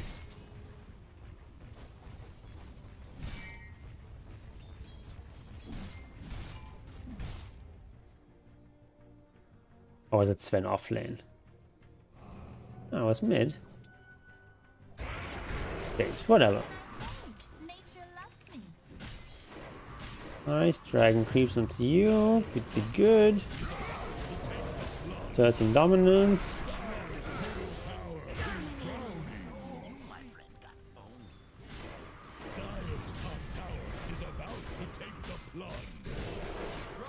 Alright, that was a good call.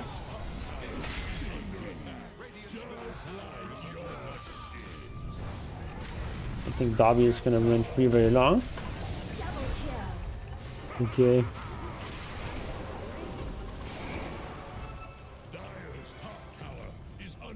Fun fact, the wards actually go through Vanguard. Can be damage blocked. Dire's middle tower is under pressure. Alright, I mean buying the Blood Grenade is fine as well, but Dick is such a good item. Dire's bottom Axe's head does have quite a bit of mana problems. The sticker wand helps a lot. Dire's bottom tower is about middle tower just got knocked down. Yeah, Blink Dagger next is what you want. Dire's courier Nice. Radiant's top tower is under attack. Radiant's top tower. Alright, we're farming, we're farming. Good. Dire's bottom tower We are dominating. structures are fortified.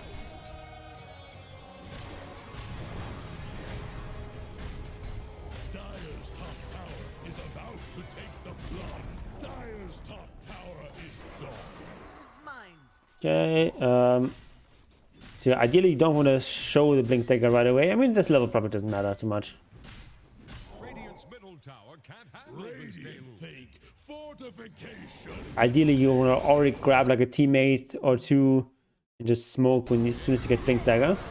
But we get a great Blink anyway.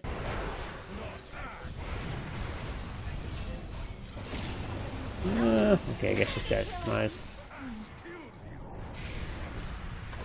Yeah, and this is Archon, exactly. Double kill. Exactly. Right, that's a great Blink reveal.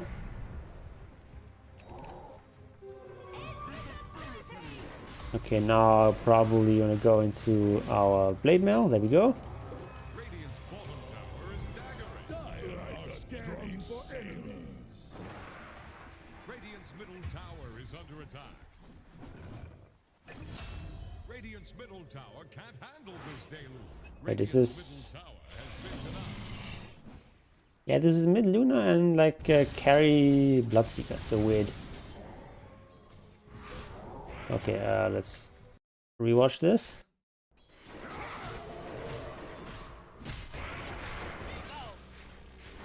A bit too deep. We get away with it.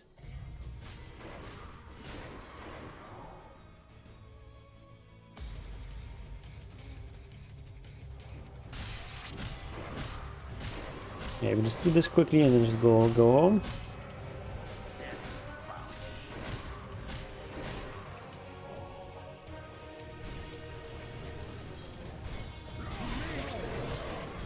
Or just keep going. It's annoying when you misjudge the Calling Blade. Dire's top tower is about to take the plunge. Dire's middle tower is drowning. Aghanim's? Really? I mean, it's not a bad Aghanim's. Is under attack. Well, let's the cooldown then. Goes down to 8 seconds. Dire's bottom tower couldn't withstand the tide. It's a strong Aghanim's, but I feel like Blink is just more important. BKB is just more important.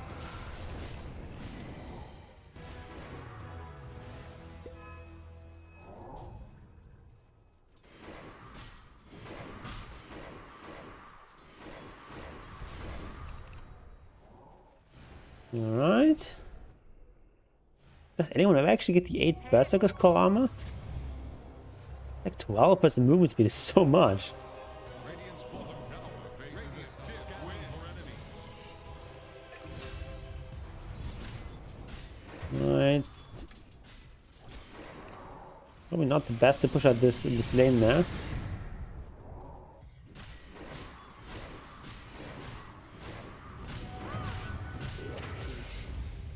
Right, it's a nice, well, sort of nice smoke. It's night, so not actually that great.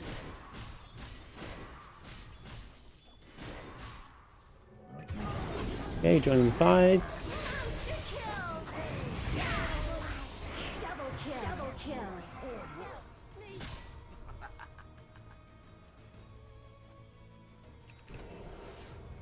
Okay, we salvaged a little bit of that fight.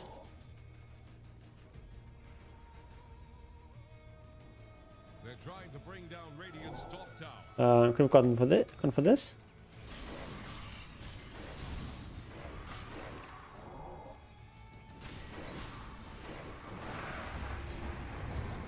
Yeah, leave that to Luna, it's nice. Like, extra farm on Axe is nice, but at this point it's not gonna do like a huge amount compared to something like Luna. Like, you already have your key items. Like Blink Dagger and Blade Mail. And Vanguard, obviously. Radiant's bottom tower is staggering. Like a drunk sailor. Radiant's bottom I don't know the power of Axe Octarine. Of course I don't. Dire's middle tower is under attack. Dire's top tower is about to Not quite. Let's rewatch that fight. So you get an okay jump.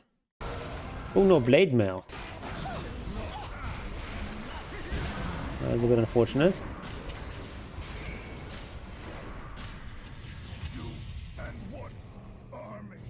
Yeah, Blade Mail in that fight would have looked quite a bit different.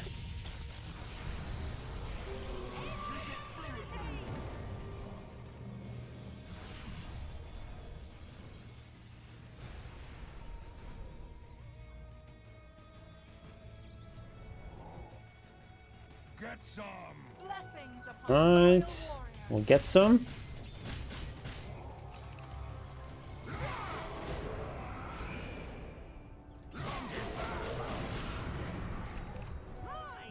Selfish.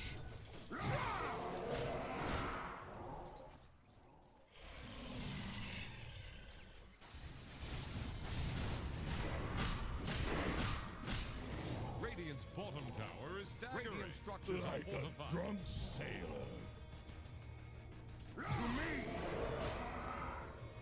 Okay. Using echolocation. Radiant's bottom tower is under attack.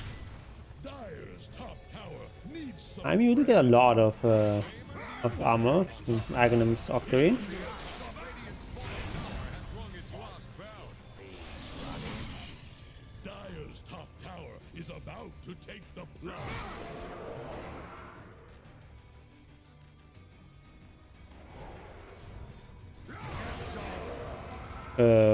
What are we doing here?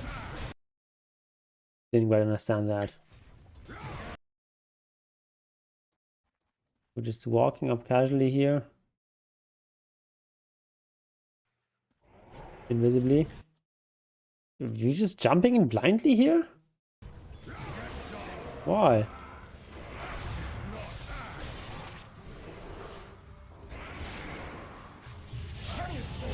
That was a bit bizarre, to be honest. I mean, this guy dies at least.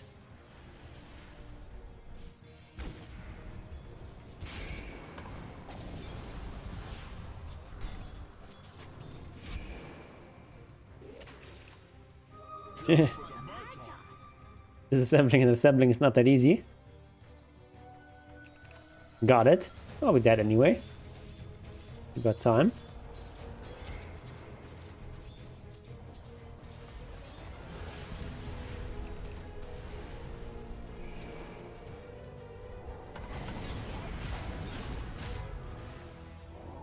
To be honest, I think they should just make Vanguard not disassemblable.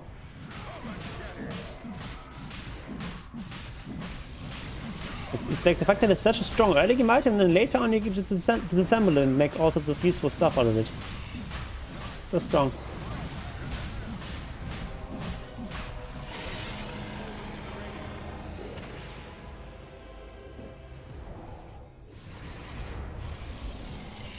Radiant are scanning for enemies.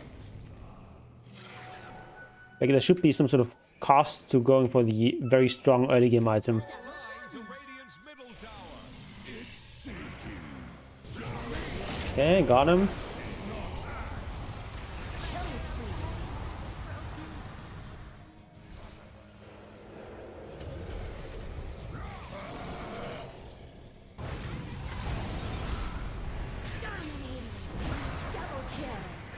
Alright, not the most useful of dooms. You can just walk it off.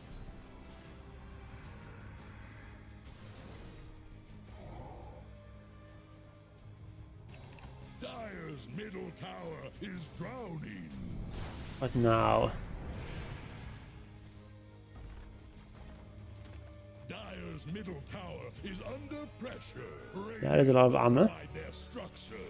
Attack the hero.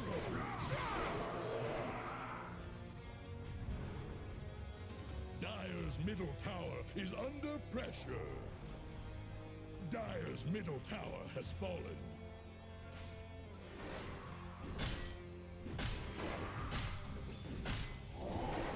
Hi there.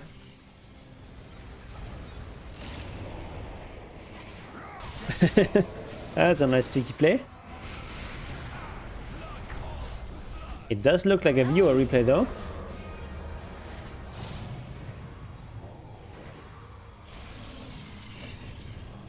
Doom quite tanky too.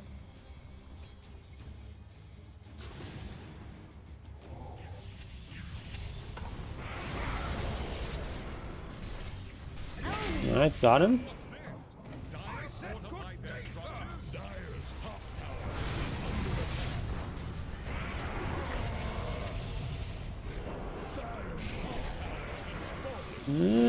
Need to get back up now. So much armor though. This is actually absurd. What is our damage reduction? Oh, only 71.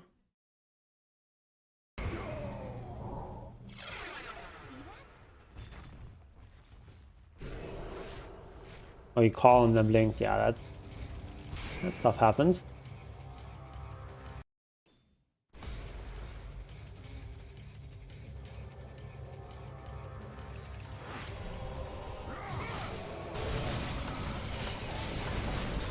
Also not actually going to be playing Arc Warden today because of this.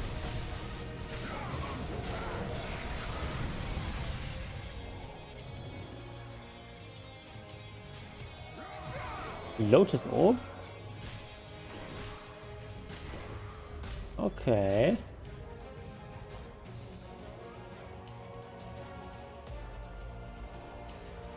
One thing I'm wondering is because Axe does have some mana problems, whether it isn't actually worth going mana boots on him.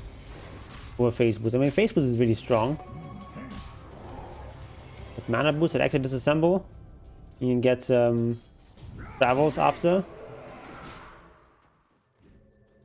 Might be something worth thinking about.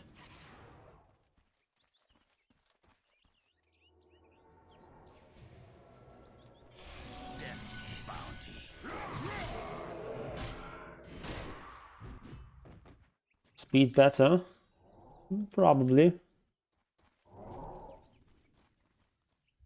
Also extra armor, nice. I still think we should get BKB. It's a really strong axe item.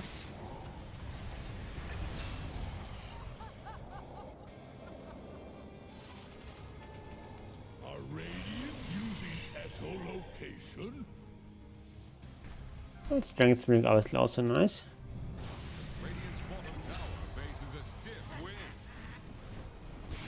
Radiant's bottom tower is staggering. Like a drunk sailor.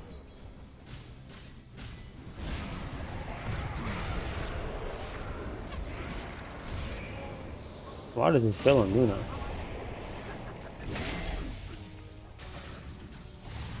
Didn't even really realize she's going for this magic damage build.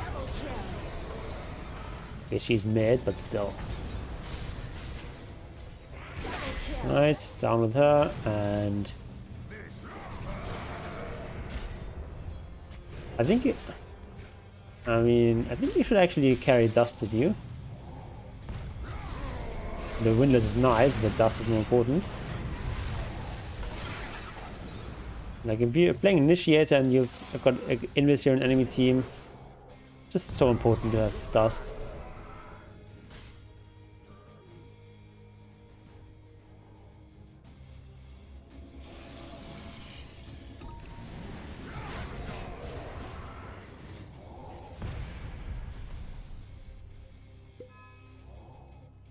So Lotus isn't bad here, but you don't really need that much armor. You already get stupid amounts of armor anyway. And with the Octarine Core, you already solve all your mana problems.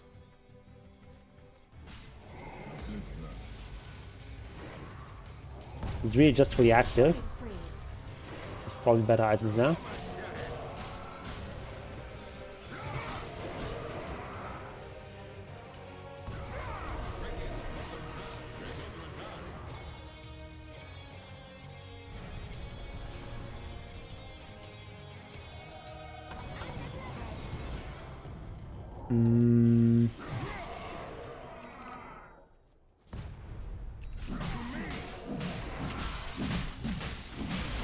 I don't know, why not just go Lincolns?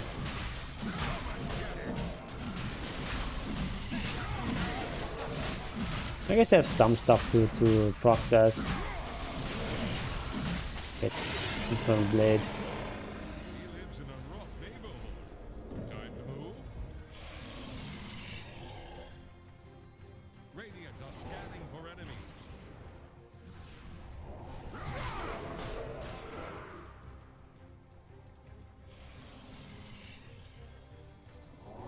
Almighty money. Lotus doesn't block anything. Just reflects.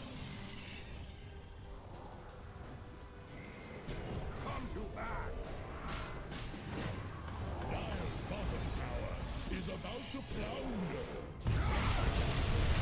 Nice.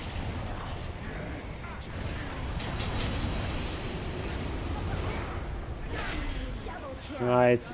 I mean, at this point, it's pretty much over.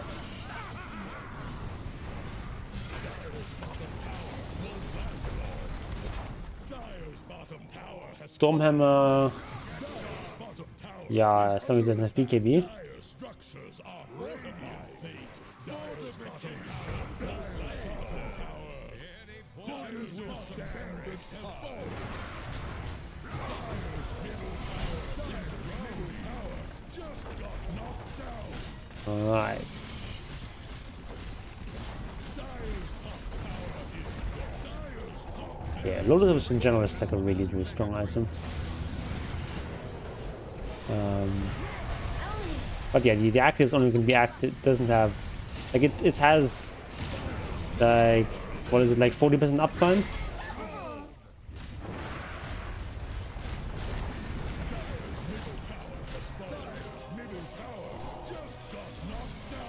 Like the dispel is not that valuable here. And dispel this. I mean, but at this point, of course, it doesn't matter anymore what you buy. Game is already GG. Okay.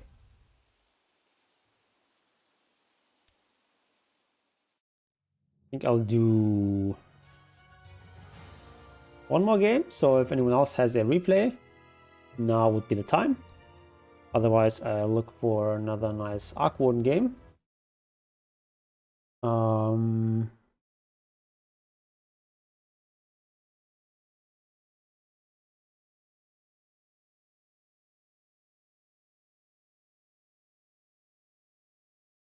Interesting. It's So I see that actually some. We just actually switch the scene here.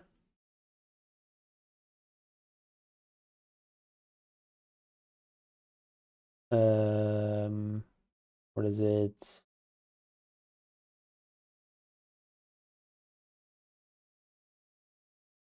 So just looking here at Dota 2 Pro Tracker. One thing that's interesting is that well there are like some items you can see like almost every game. There's also quite a bit of diversity in how people are going for those items.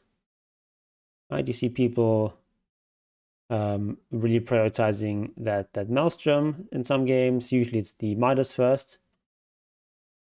Even some games where they don't go for Maelstrom at all, which I guess is gonna like allow you to get much earlier Manta, which is just really strong. The problem with Maelstrom is it doesn't really synergize too well with Manta, because illusions gain absolutely nothing from Maelstrom. I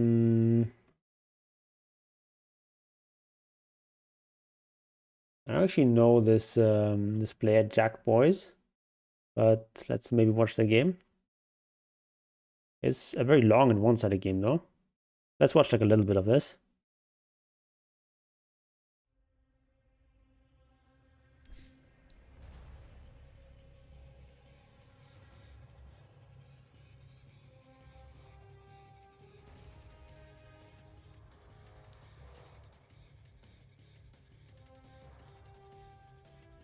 What? He's number 1 ranked? Who is this guy? This says Jack Boys on Dota Pro Tracker. Is he still here?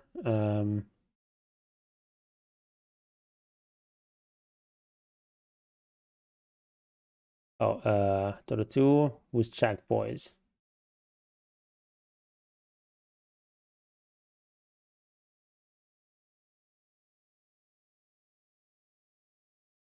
Doesn't know any Jack Boy? What has been leaked? Jack Boys, who is this guy? Yes, I'm definitely an introvert.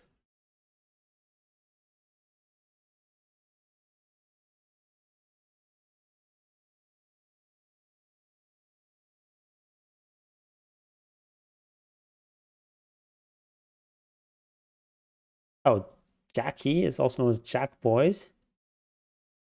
Who is he? He's a Laotian Dota 2 player playing for Bleed Esports, and this guy is ranked number 1. Okay. Whatever. Switch back to game thingy. Catcher. New RTS gameplay reveal. Talking about Stormgate. I'm definitely excited for that.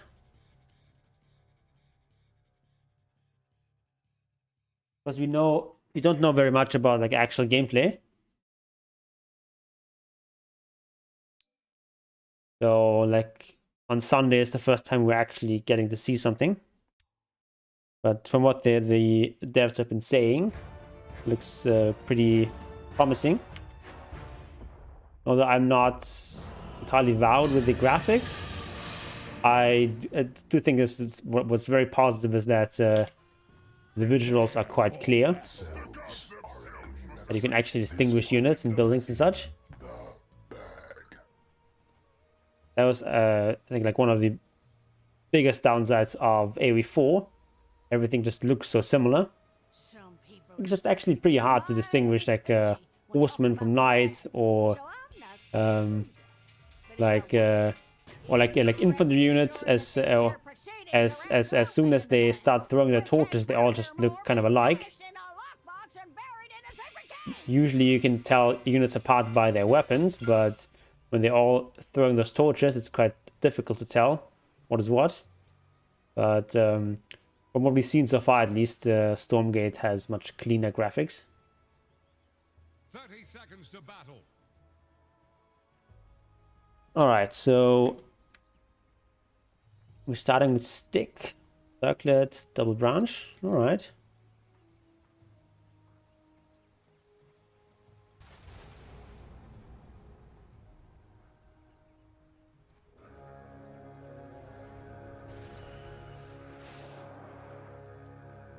I guess he's up against Bat Rider. And we're clear for running. Or at least that's like one of the heroes in the game. Not necessarily the mid hero. And like Voice Spirit is gonna be kind of spammy too. Oh yeah, he's safe lane, right. I thought he was mid for some reason. But yeah, he's in the safe lane.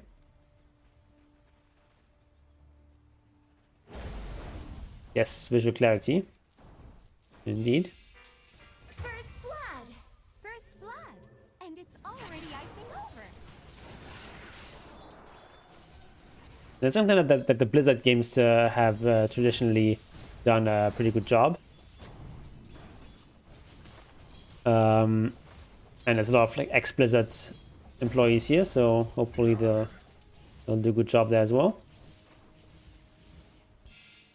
So far it's very promising.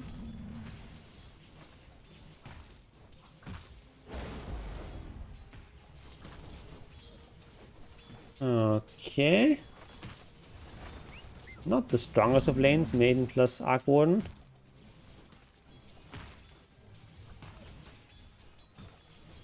I have to be quite careful here.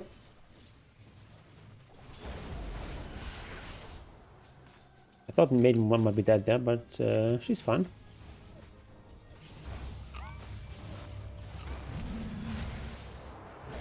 Outer Worlds saying we've got Obsidian employees, baiting New Vegas fans into thinking it's good. Yeah, I mean, I'm not just gonna assume that it's good because it's like some former Blizzard people who made good games in the past. But I'm definitely hopeful. Good like that. Yeah, I don't know why he's this far out with Arc Warden. Arc Warden main as both such slow heroes. 285 and 280.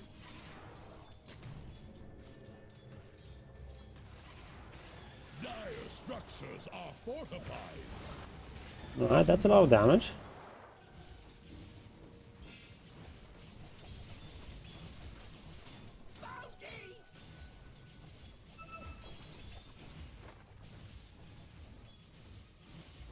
Alright. Good job with the last hitting.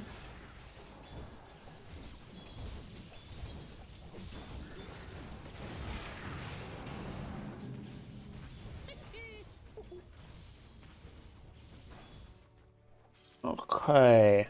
He is going for the Ring of Basilius. Dire's courier just went belly up. It's a bit interesting considering how hard of a lane they have here. Dire's courier has been killed. Swallowed up by a bigger fish. Dead by me. Quasi like a bottle replacement. True. I've also seen some Arc Wardens not going for any real mana item except for wand. I think that's generally what you want to do when you're facing a tough lane. Whereas if your lane has like a little bit of leeway, you go for the Bassi. But like, if you're dying, you don't need mana regen. Radiant structures are fortified. Because if you die a lot, then you get plenty of bounty trips anyway. Invisibility! Okay, we're going for treads. And Midas. Very early game oriented. I actually really like the treads build. Killing spree. Arc Warden is just so much stronger with early treads. That's so much. Are Radiant using echolocation? And also helps with the mana because you can red switch then. Myself right.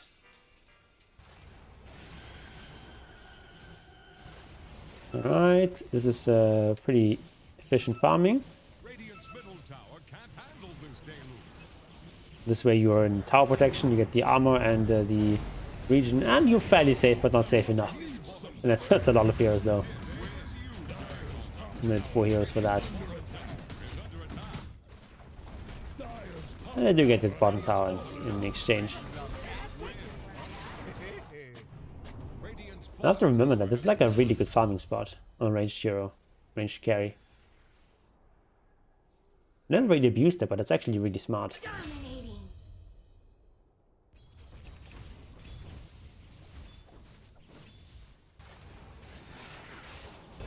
Okay, now we're going for Midas. Draw a line to Radiant's middle tower.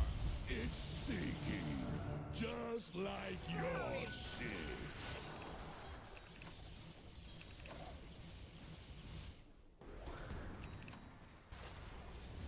Dire's middle tower is drowning. Alright. Meepo having a good time. I didn't mean to hurt you much. Oh, yeah, they've got a lot of initiation here.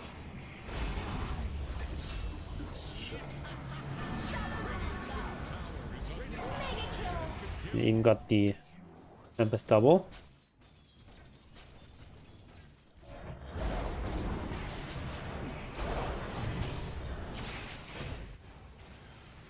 Okay, we TP to the mid lane. Easy farm while people at the top are fighting. Need to complete that Midas. That's like a really late Midas. We got a lot of other items before though.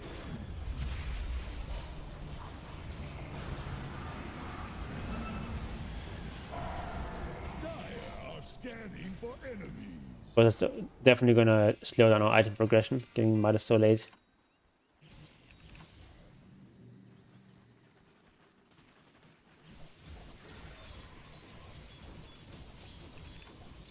Even the fact that we died 3 times anyway might not actually have been worth it. But maybe we just get completely overrun without if you do rush the Midas. Finally we got it. Radiant's bottom tower is staggering. Like a drunk sailor. Wait, what did he do with the double there? Wait, he runs over there with a double? Only to cast a back with there? I don't. I guess he changed his mind. Is under attack. Dire's top tower needs some friends. Same as you, Tide Hunter.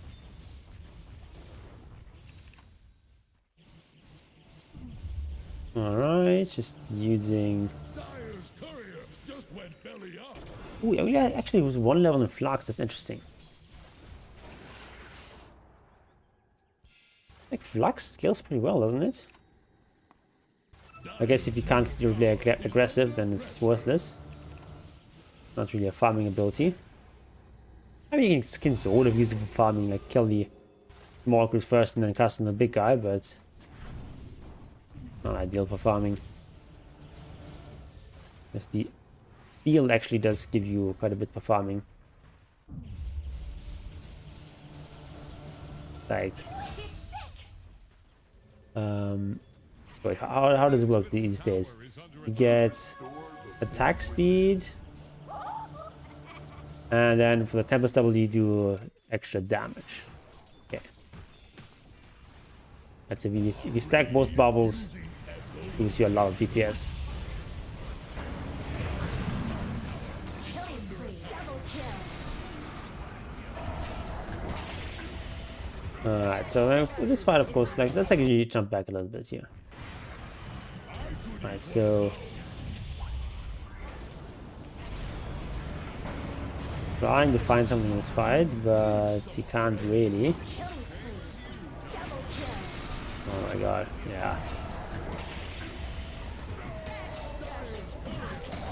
So let's think about why he does not go for Maelstrom in this game. Monster kill. He just thinks, okay, we need to like not get overrun. We're getting overrun right now. Tower is under attack.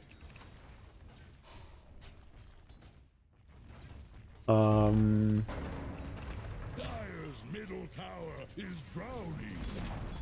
They've got like a very early game-oriented lineup. Got knocked This lineup doesn't scale. As long as Dire is able to survive, Dire's middle tower is under then attack. they're gonna win the late game sort of by default.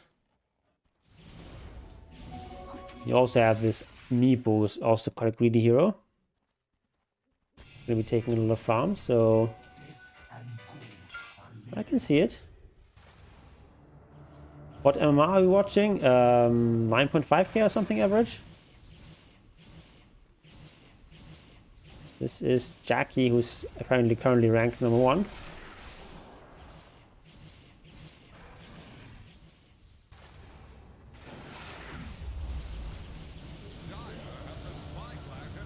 Alright, just farm.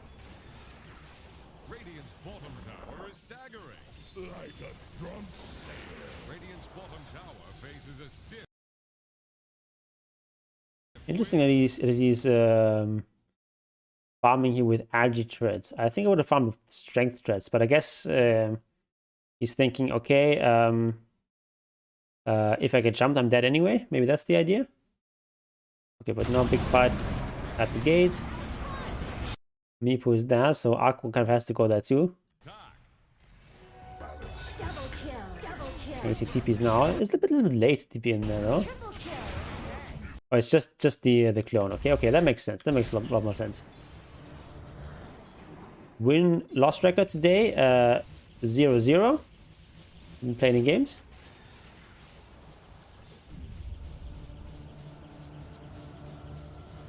Because of this.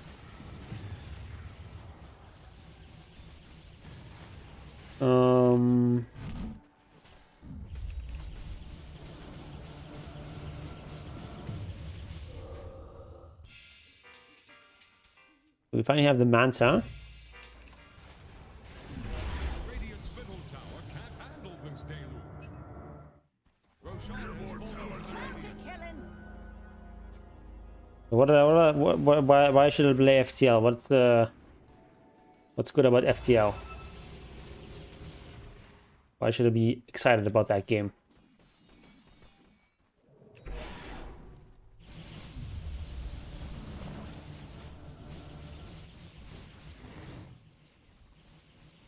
I can play with a broken finger. There's lots of games I can play with my finger, which is not broken, by the way. Radiant's bottom tower faces a stiff wind. Is about to fortify their Radiant's bottom tower faces a stiff wind. Radiant's bottom tower is under attack. Maybe I'll look into that game, but I really know nothing about FTL.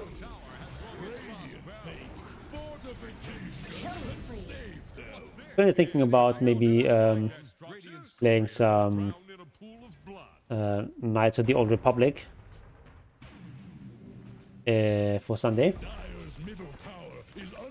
Does the magic damage bubble work on towers? That's a good question. I actually don't know.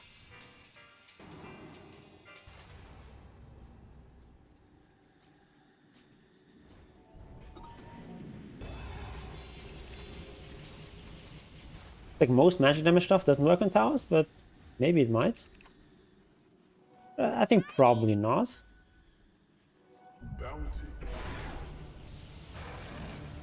Well, I guess we can test it out after this replay.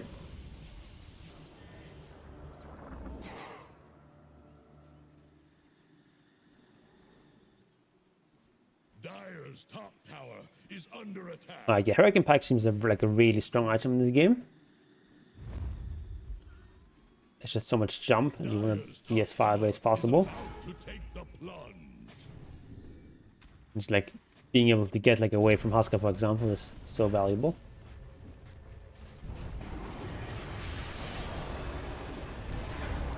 The bubble Manta in action is why Arc Warden is even relevant.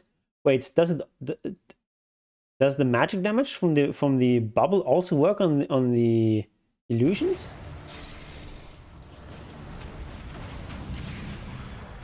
Does it do full damage? Ooh, I wasn't even aware of that. Okay. Otherwise, why buy Manta? because it's like a really good damage item in general, really good for split pushing. You can sort of extend the split pushing of your clone. And just in general, Manta's like a really good item. Okay, that's not Roshan. Earlier we watched, what was it? Was it Thompson? Or was it Dream? Just like solo Roche, like within like 5 seconds. Like Casca's got nothing on this. Yeah, Manta's just like really strong in general. Ooh, but yeah, the illusions to full damage under the bubble of the thing. Wow, that's so strong.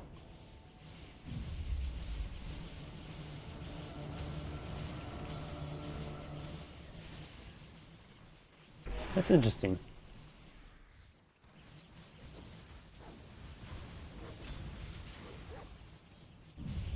Gives you everything like a spirit hero?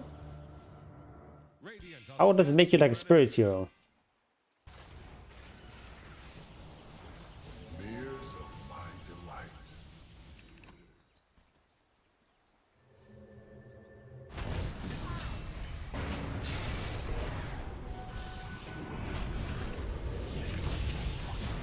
I mean, the main thing about spirit heroes is that they're super mobile and they're zipping around, or jumping around.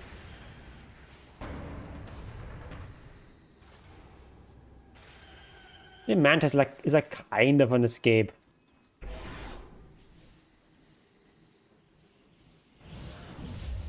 Yeah, there was like this one major where OG just won the game by just repeatedly sending illusions against buildings and just like wearing the enemy down. And right after that, they made it so the illusions actually give a gold bounty, an XP bounty when you kill them, and they also reduce the damage the illusions do against towers.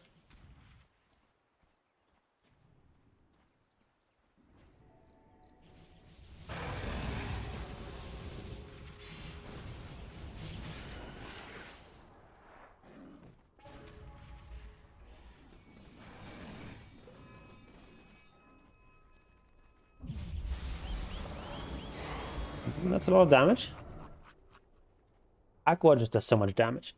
Like, it doesn't even have like a straight up damage item. Is under attack. But it doesn't matter, he just still does huge damage.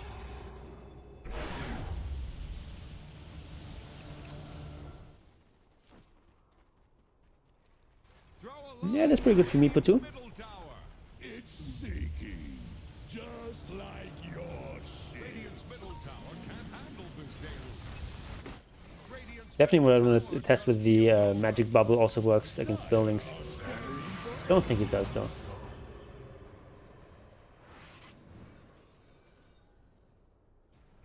But yeah, it's just like 80 damage. What is it? What is it now?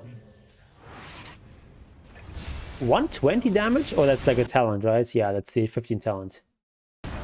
So much damage.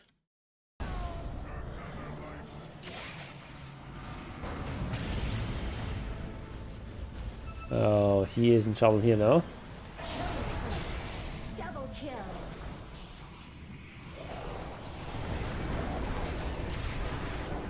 Do you how Q and E work? E becomes faster detonate and longer slow but less damage. Yeah, like the different ways they work for the hero and for the Tempest double. That's actually like I think like a pretty cool change they did to Arc Warden, sort of making it a bit more interesting. Dire's top tower is under attack.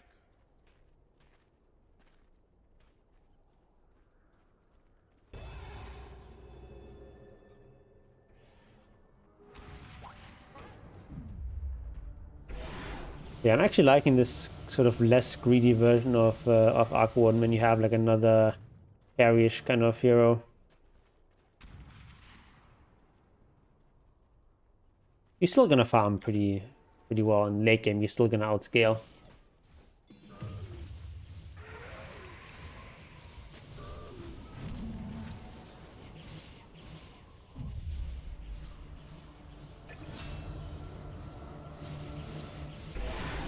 Yeah, I mean, Manta's always been pretty good on Arc Warden, actually. I really don't know why in the past people didn't go Manta.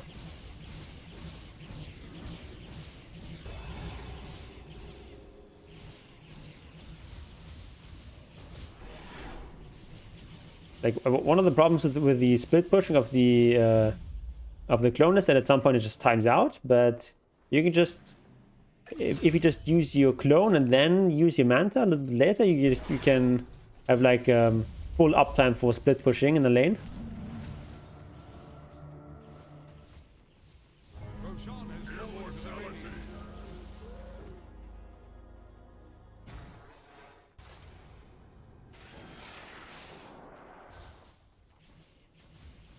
Like really everything Manta gives you is really strong.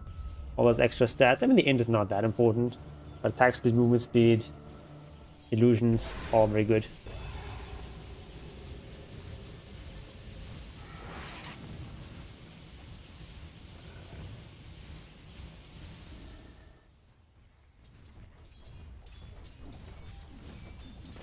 Yeah. Oh, we're going Skadi. You know, okay, he's like fully doubling down on the on not buying proper damage items.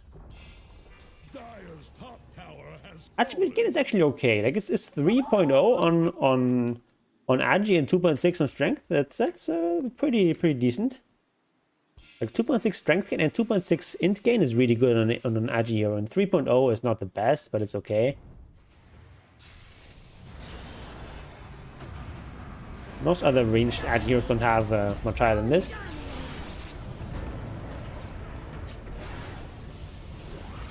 Yeah, I mean, the 3 is not good, but the other attribute gains are super high.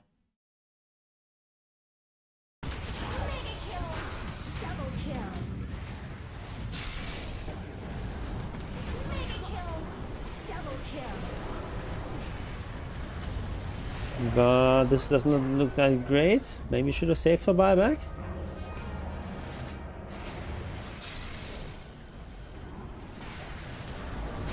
I guess like Skadi is pretty strong against Husker. Marcy also has like lifesteal and such.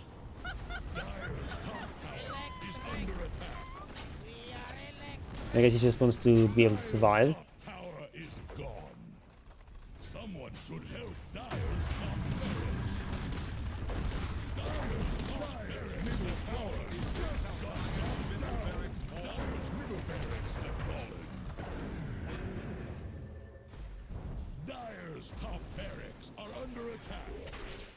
Added a lot of symbols. Dire's top barracks have fallen.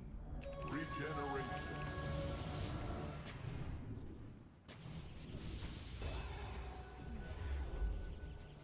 It is a very prideful month.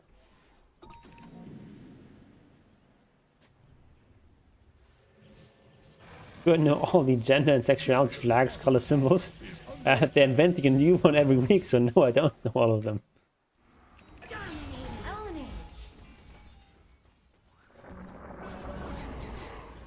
I know the normal ones.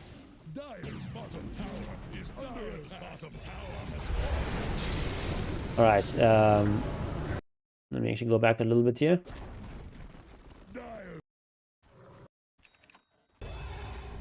Alright, so they're being engaged on here. We're just standing our ground. Like a good American. Alright, this guy is pretty dead. Oh my god. Be able to dash away. Are they actually gonna find him?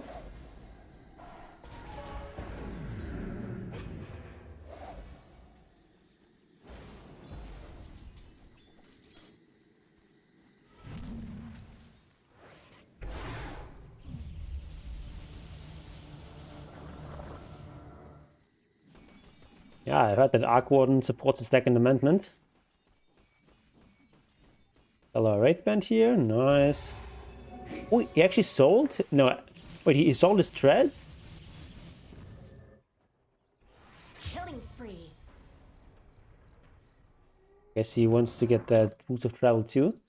So Wait, is Wraithband better to have than Treads?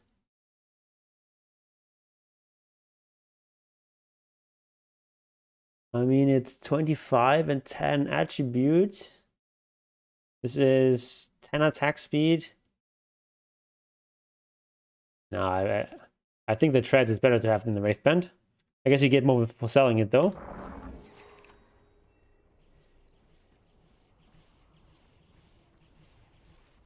Going to be shot any minute now. I think the chances of being shot are not that high in most parts of America. Most of the gun violence is very concentrated in certain areas. Just got sent to the bottom. Really This'll come in tight, handy. Hunter. I used to think that Twitter, then I looked at the statistics. It is true that there's a lot of violence in the US compared to Europe, let's say. You have like murder rates like 5 times as high or something as most Western European countries. But like the US, even if you exclude all gun crime, the US still has higher homicide rate than Germany, for example. It's not just guns that explain why the murder rate is high.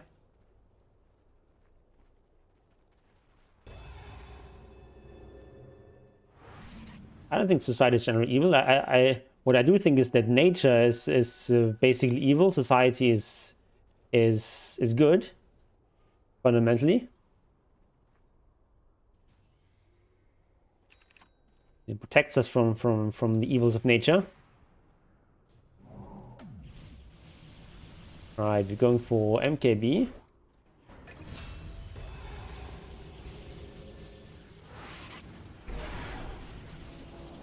I mean, there's some evasion here. Other evasion. Not that much.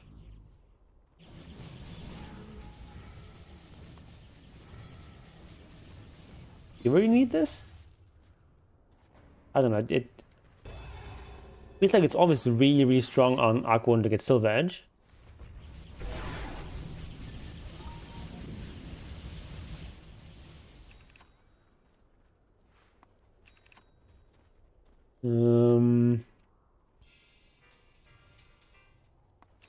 There's no one really who wants to go for a for butterfly here. Illusion! Draw a line to Radiant's middle tower. It's sinking, just like your ships. All right, we're pushing out. We're pushing out.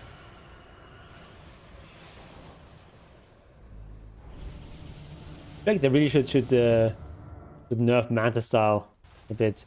Like I didn't really understand why a couple patches back they just made Manta style work basically the same on ranged heroes. And ranged heroes are just so much stronger. Radiant's middle tower is under attack. So okay, we didn't really get anything there.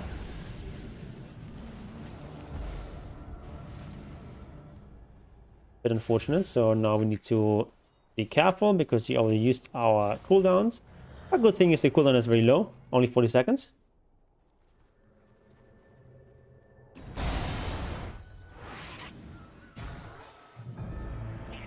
We've got boots of travel 2 now.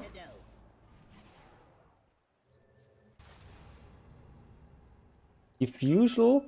Yeah, exactly. Diffusal used to be stronger on melees. It even still says here it burns 8 mana per attack from melee illusions and 8 from ranged illusions, right? It's still sort of in the game that there's a difference here. Alright, so we're just standing very far back with our main hero. Our clone. Kind of frontlining. Ooh, now we kind of... Oh, okay. That's maybe not the best cookie. Okay, actually killing him there.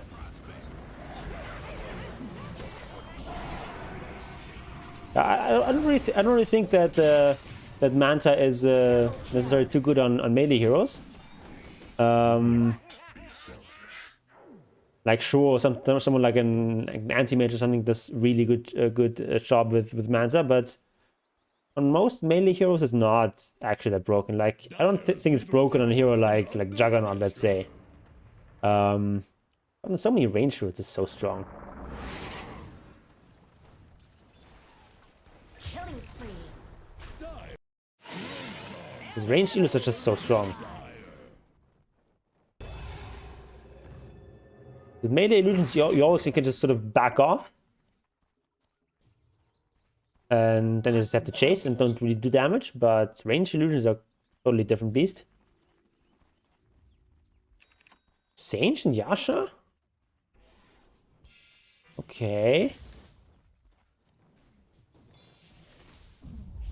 What a reverse exorcism is. I think you posted something about that on the Discord.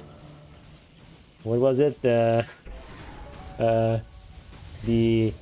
Instead of a priest removing the devil from a child, it's the devil removing a priest from a child, which is a pretty good line.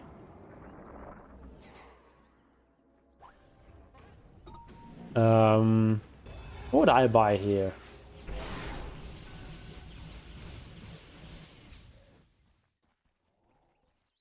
Not that clear. Actually, I think I would just go with the Silver Edge. Pretty strong as Huska as well.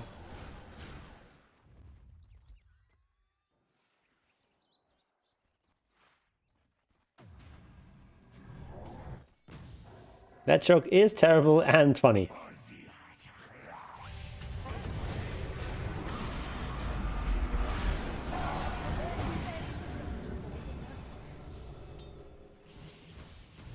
Not actually super accurate though. It's not really the case that that Catholic priests are like especially likely to molest children. Like if you compare them to, let's say, like teachers, like other people who work with a lot of children, the rates for priests are not really higher there.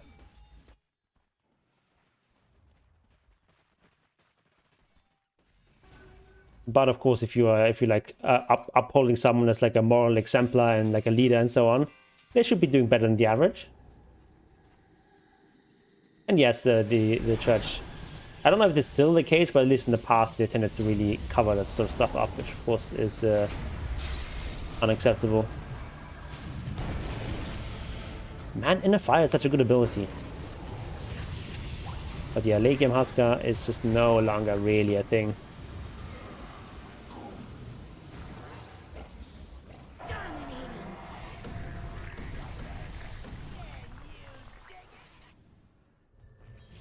Okay, I actually went for the Sage and Yasha. Is he really values his status resistance?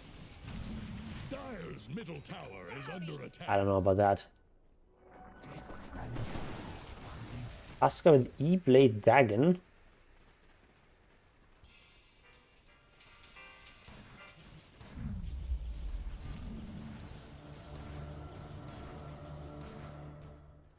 I guess. I mean, really? I mean, I guess you can burst people.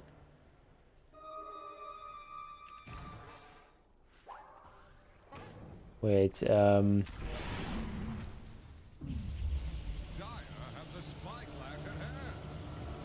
E-Blade, yeah, only, it only amplifies magic damage though. So,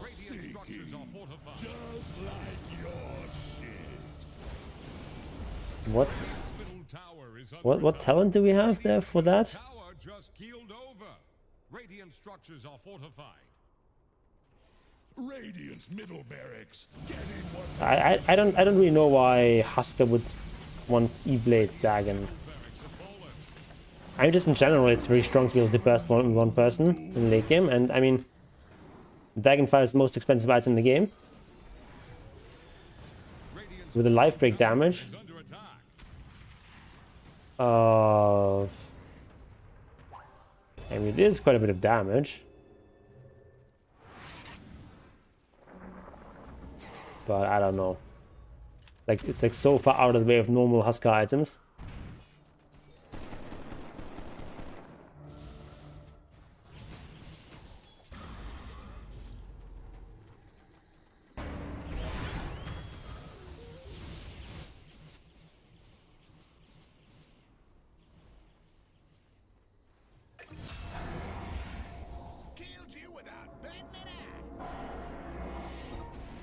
Yeah, it's like 44% of your current health.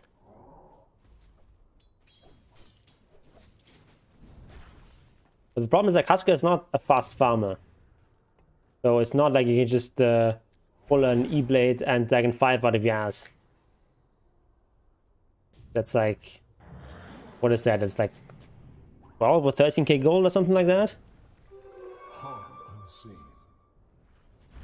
It's like half his net worth.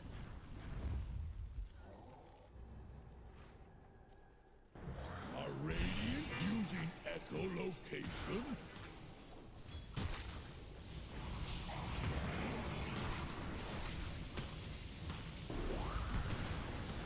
Yeah, but like Dagon and E-Blade are like actually good items early on as well for Bottom tower Necro. won't last long.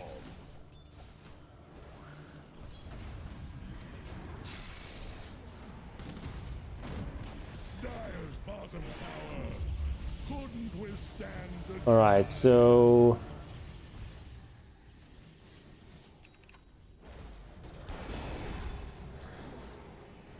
Yeah, maybe we're down to just one lane, but the hero is just much stronger in the late game.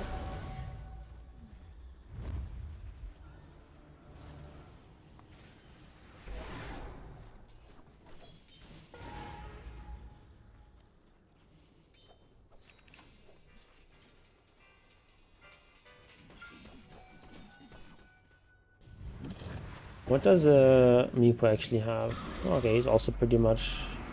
Like, he's not quite maxed out, but he's got 10k gold. Come on, buy something. It's Dragonlance.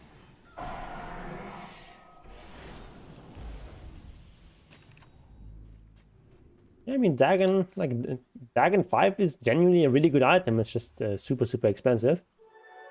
twice the measure of power.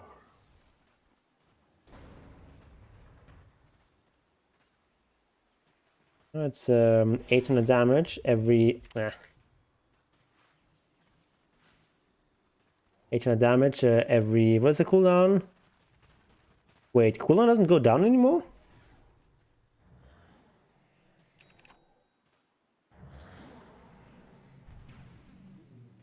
Oh! They changed that, right.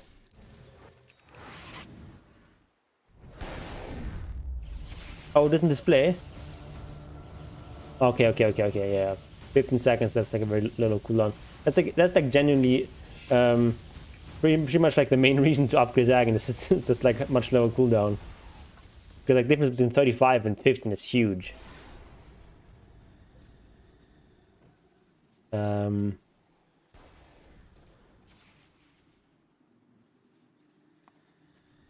Yeah, and then E-Blade is 22 seconds cooldown. Yeah, so it works together quite well.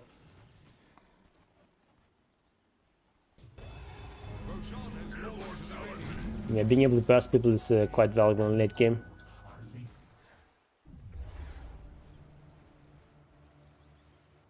I actually just Blink Dagger Dagon. Nick's also kind of ridiculous this patch.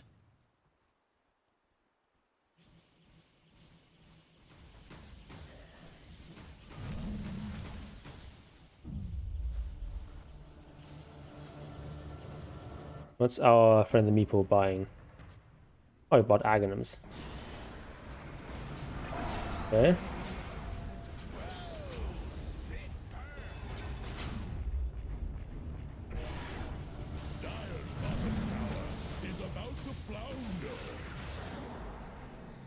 So they don't really dare push out properly, I guess. I'm gonna probably fight for the next Roshan or something. I'm gonna poke them with the stick and tell them to do something.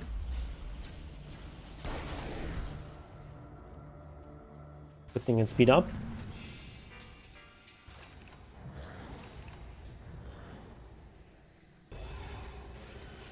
Right, pushing out top lane.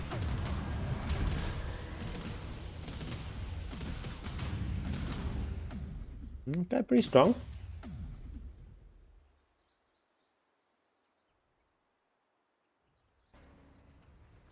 Yeah, level 3 ultimate with Octarine and Aghanims. That's pretty good. Oh, missed something here. Wait, did he just... So he just bought back? What? Yeah, just didn't look properly. Oh yeah, that's where he gets caught here. All right. There we go. It happens. Probably should be sending this far forward though, the main hero. Right, we have bought back.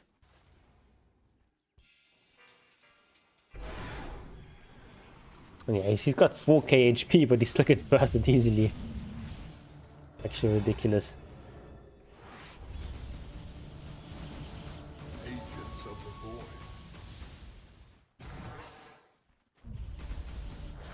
Right.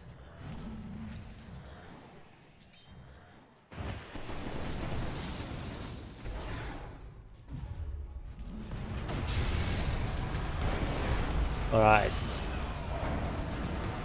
He's being dragged.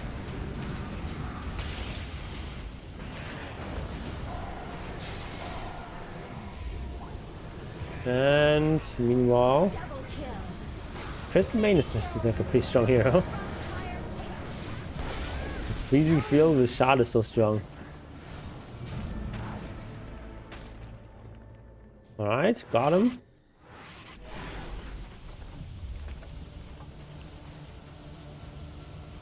Interesting, he drops the Boots of Travel there. I think you probably want to drop this Ancient Yasha. Or the Ascadi. Oh, it's just minor stuff. Okay, so 4 dead. Do they have buybacks? A couple, but not the most important ones.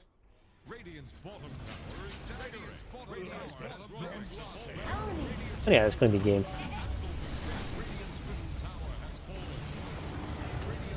Yeah, I actually really like his approach of just like playing it safe. Don't be too greedy. Just buy items that allow you to stay in the game and not lose. No, I don't want to play fighting game. And my finger is still not broken. Yeah, the Ancient Yash is also something that I have found a bit strange, but I guess he just wants the status assist.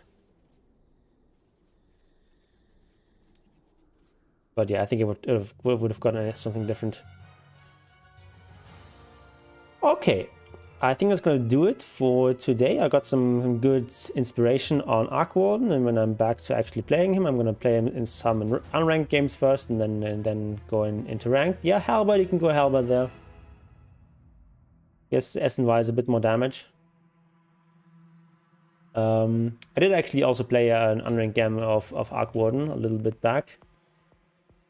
It was like a kind of a hard game. We were behind all game.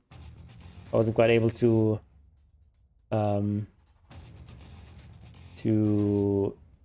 carry the game. Oh yeah, I wanted to demo whether the magic damage from the bubble works against buildings.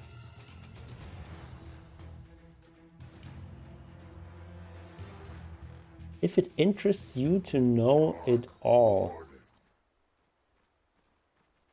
I'm not quite sure what you're referring to there. All right.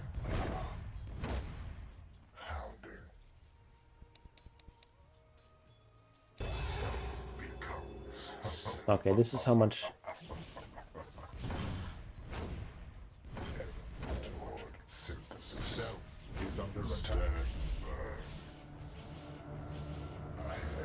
It's just 20 damage. Yeah. Does not work. Okay, okay, that's actually, I think I used my main heroes thing, right? Yeah, doesn't work, doesn't work. You find it interesting? I've started playing Lone Druid in ranked. Nice. Yeah. Okay, do...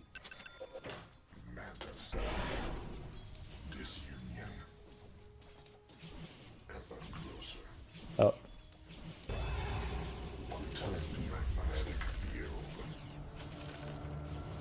That's a lot of damage. I practiced in unranked, lost my first 4 ranked, but I'm 5-3 in my last 8 games. Nice, nice, nice. 100% inspired by my YouTube vids. Nice. Nice to hear. Yes. Alright, I think that's going to do it for today. Thanks for stopping by, everyone. On Sunday, I think we'll play some Star Wars Knights of the Old Republic. Because that's a sort of nice little slower game that I can play with an injured finger. And then, you know, next week... so I actually get my stitches out on Friday next week. So after then, we should be able to get back to just playing regularly. Yeah, we'll see what we do about the streams next week.